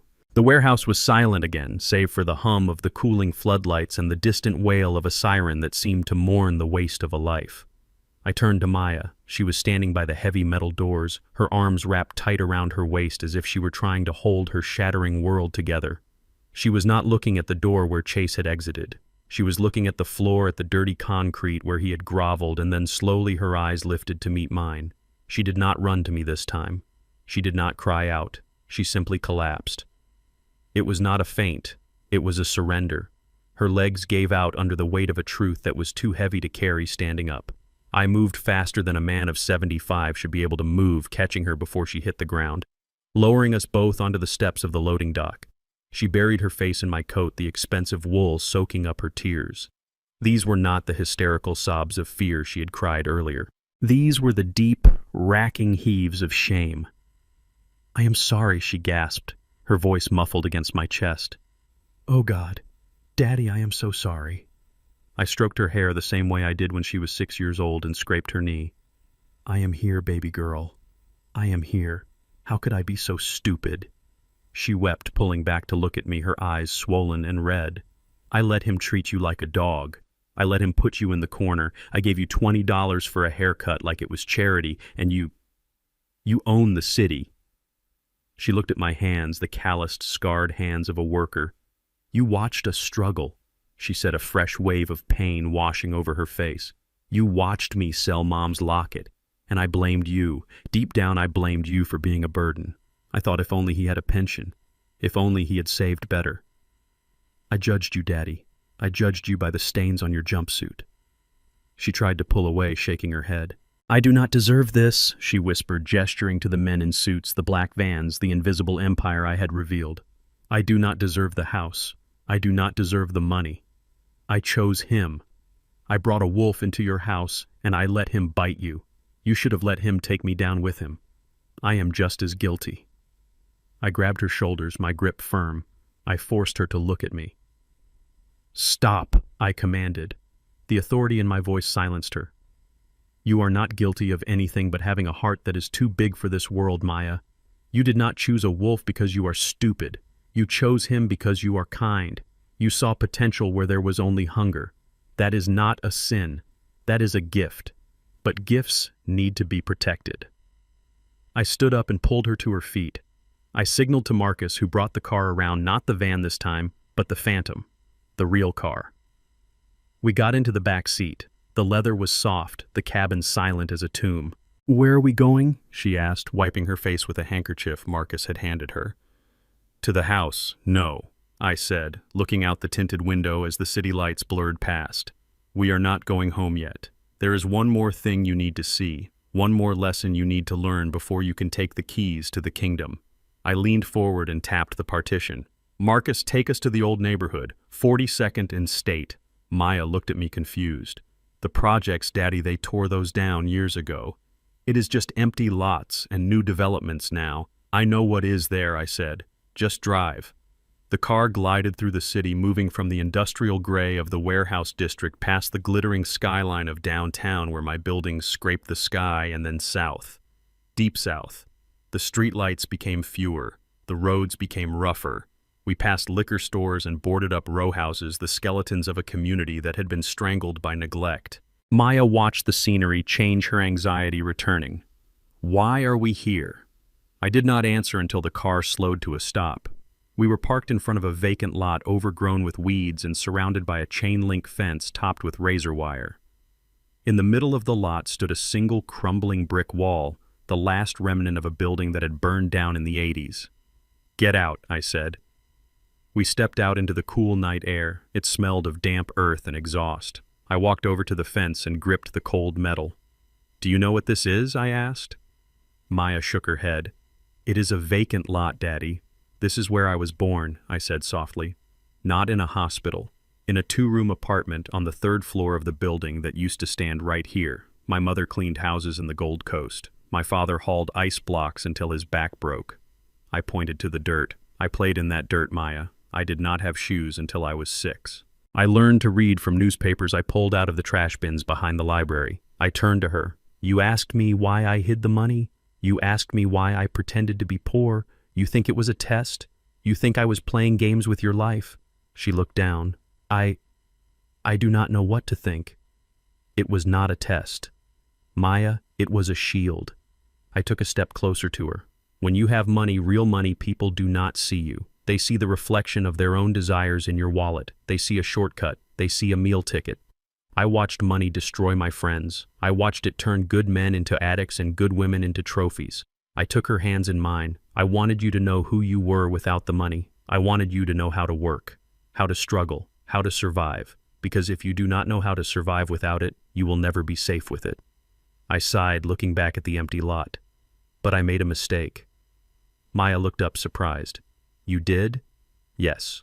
I tried so hard to protect you from the corruption of wealth that I left you defenseless against the corruption of greed. I made you too naive, Maya. I raised you to believe that everyone struggles honestly. I did not teach you how to spot the liars. I did not teach you how to spot the chases of the world. I let you walk into the jungle without a knife because I wanted you to think the world was a garden. I squeezed her hands. That is on me. I let you be blind because I wanted you to be innocent, and because of that you almost lost everything. Maya's eyes filled with fresh tears, but these were different. They were tears of understanding. I pretended to be a janitor, not just to hide my money, but to see the truth. I continued. People do not wear masks in front of the help. They do not filter their cruelty in front of the man sweeping the floor. I saw Chase's soul the first day I met him because he did not think I mattered enough to lie to. I let go of her hands and pointed to the ground, to the mud and the weeds. Look at this place, Maya. Really look at it. She looked. Money does not grow on trees, baby girl, I said, my voice hardening into the tone of the man who built an empire. And it certainly does not come from magic or luck. It comes from this. It comes from the mud. It comes from the dirt. It comes from sweat and blood and waking up at 4 a.m. when your bones ache. I kicked a loose stone. I built M Group from the ashes of this lot. I bought my first truck with money I earned scrubbing floors. Every dollar we have, every brick in that tower downtown is soaked in the sweat of a man who refused to stay in the dirt. I turned to her, my eyes blazing. Chase thought he deserved the money because he wore a suit. He thought he was entitled to it because he existed. He forgot the most important rule of power. You do not inherit respect. You earn it. And you do not keep wealth by spending it. You keep it by defending it. I reached into my pocket and pulled out a key. It was not the key to the safe. It was a simple brass key. This is the key to the executive office on the top floor of the Sterling Tower, I said. Maya stared at it. You are going to take it, I said. And tomorrow morning, you are going to walk into that building, not as a teacher, not as a victim, but as the vice president of operations. Me, she whispered. Daddy, I do not know anything about real estate. I teach history. You know how to work, I said firmly. You worked double shifts to keep the lights on. You sacrificed your jewelry to buy my medicine. You have loyalty. You have grit. I can hire 1,000 MBAs to do the math, Maya. I cannot hire someone to have my heart. I pressed the key into her hand. You are going to learn. I am going to teach you. I am going to teach you how to spot a lie in a balance sheet. I am going to teach you how to negotiate a contract so tight it cuts off circulation. And I am going to teach you how to spot the next chase a mile away. She closed her fingers around the key. She took a deep breath, standing straighter. The slump was gone from her shoulders. The victim was fading, replaced by the daughter of Silas Montgomery. Okay, Daddy, she said. Teach me. I smiled. It was the first real smile I had felt in years. Good. But first, look at this lot one last time. She looked. Never forget this, I said. Never forget the smell of this dirt.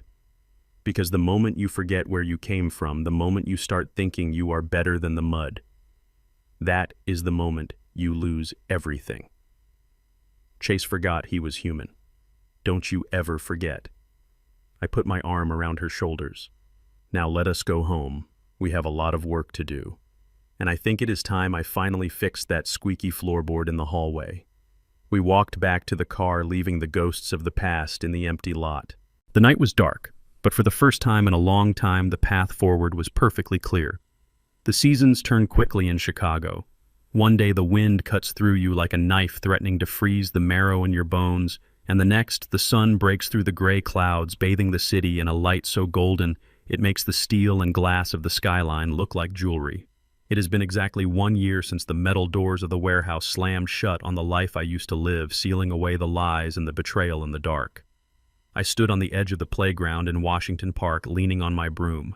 The orange safety vest I wore was new, but the rhythm of the work was old and familiar. Stab the paper, drop it in the bag, sweep the dust. Repeat. To the mothers watching their children on the swings, I was just another volunteer, an old man with white hair and a slow gait doing his civic duty to keep the neighborhood clean. They smiled at me with that vague, kindly indifference people reserve for the elderly. They did not know that the park they were standing in, the playground equipment their children were climbing on, and the 3 city blocks surrounding it were part of a trust I had established 6 months ago. They did not know. And for the first time in my life, I did not care if they knew or not. I was not hiding anymore. I was just living. Chase was living too, though I imagined his view was significantly less expansive. The reports I received from my lawyers were brief and satisfying. He had pleaded guilty to embezzlement, fraud, and conspiracy to commit kidnapping. His lawyer, a public defender because Vinny had fled the state the moment the indictment came down, had managed to negotiate a plea deal of 15 years. He was currently residing in the Statesville Correctional Center. I never visited him. Maya never visited him. He sent letters in the beginning, long rambling scrawls on yellow legal paper blaming his childhood, blaming the economy, blaming me. I burned them in the fireplace without reading past the first line. He was a chapter in a book we had finished reading. He was the villain who had served his purpose, which was to wake us up. I stabbed a discarded soda can and dropped it into my bag. A black sedan pulled up to the curb. It was not the Rolls-Royce. It was a sturdy American-made town car, practical and efficient. The back door opened and a woman stepped out. She was wearing a tailored navy suit that fit her perfectly, her hair pulled back in a sharp professional bun. She held a tablet in one hand and a phone in the other. She moved with a purpose that parted the air around her. It was Maya. She did not look like the broken girl who had wept on the warehouse floor. She looked like iron that had been forged in fire. She walked over to me, her heels clicking on the pavement. She stopped and looked at my vest, then at the trash bag. A small, affectionate smile touched her lips.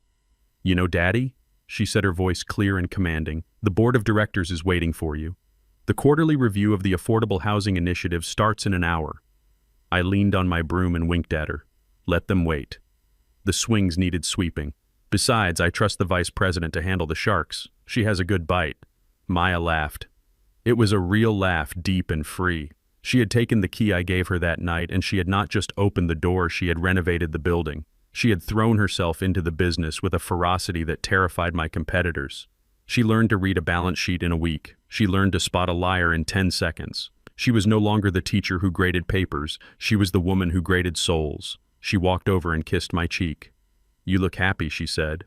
"I am happy," I replied. I truly was. Returning to the work, to the simple act of cleaning, grounded me. It reminded me of where I came from. It reminded me that chaos could be ordered, that dirt could be removed. The boardroom was necessary to protect the empire, but the park was necessary to protect my soul. "Are you coming to dinner tonight?" she asked. "I am making your favorite, and I promise I will not burn it this time." I smiled. "I will be there. Just let me finish this row." She nodded and turned back to the car. I watched her go. She was strong. She was independent. She did not need my protection anymore because she had learned how to protect herself. She had learned that the world was not a garden, but she had also learned that she was the gardener and she had the shears now.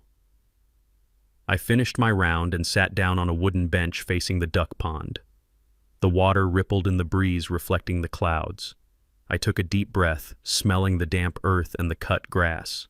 I reached into the pocket of my work pants. My fingers closed around a small, cold object. I pulled it out. It was a key, an old heavy iron key, the key to the floor safe in my bedroom. The key Chase had been looking for that night. The key that had started the war. I held it up to the light. It was just a piece of metal, but for 40 years it had been a shackle. It had been the symbol of my fear. The fear that if people knew who I really was, they would take it all away. The fear that if my daughter knew I was rich, she would become weak. The fear that I had to hide my success to keep it safe. I had been wrong. The hiding did not keep me safe. It just invited the rats who thrive in the dark. It attracted the chases of the world, men who mistake silence for weakness and humility for stupidity. I did not need the key anymore. The safe was gone. The money was in the bank, working for the community, building homes for people like my parents, funding schools where girls like Maya could learn to be strong. The deeds were in Maya's name. The power was shared. There were no more secrets in the house on Maple Avenue. I looked at the key one last time. It was rusty, it was heavy, it was the past. I stood up and walked to the edge of the water.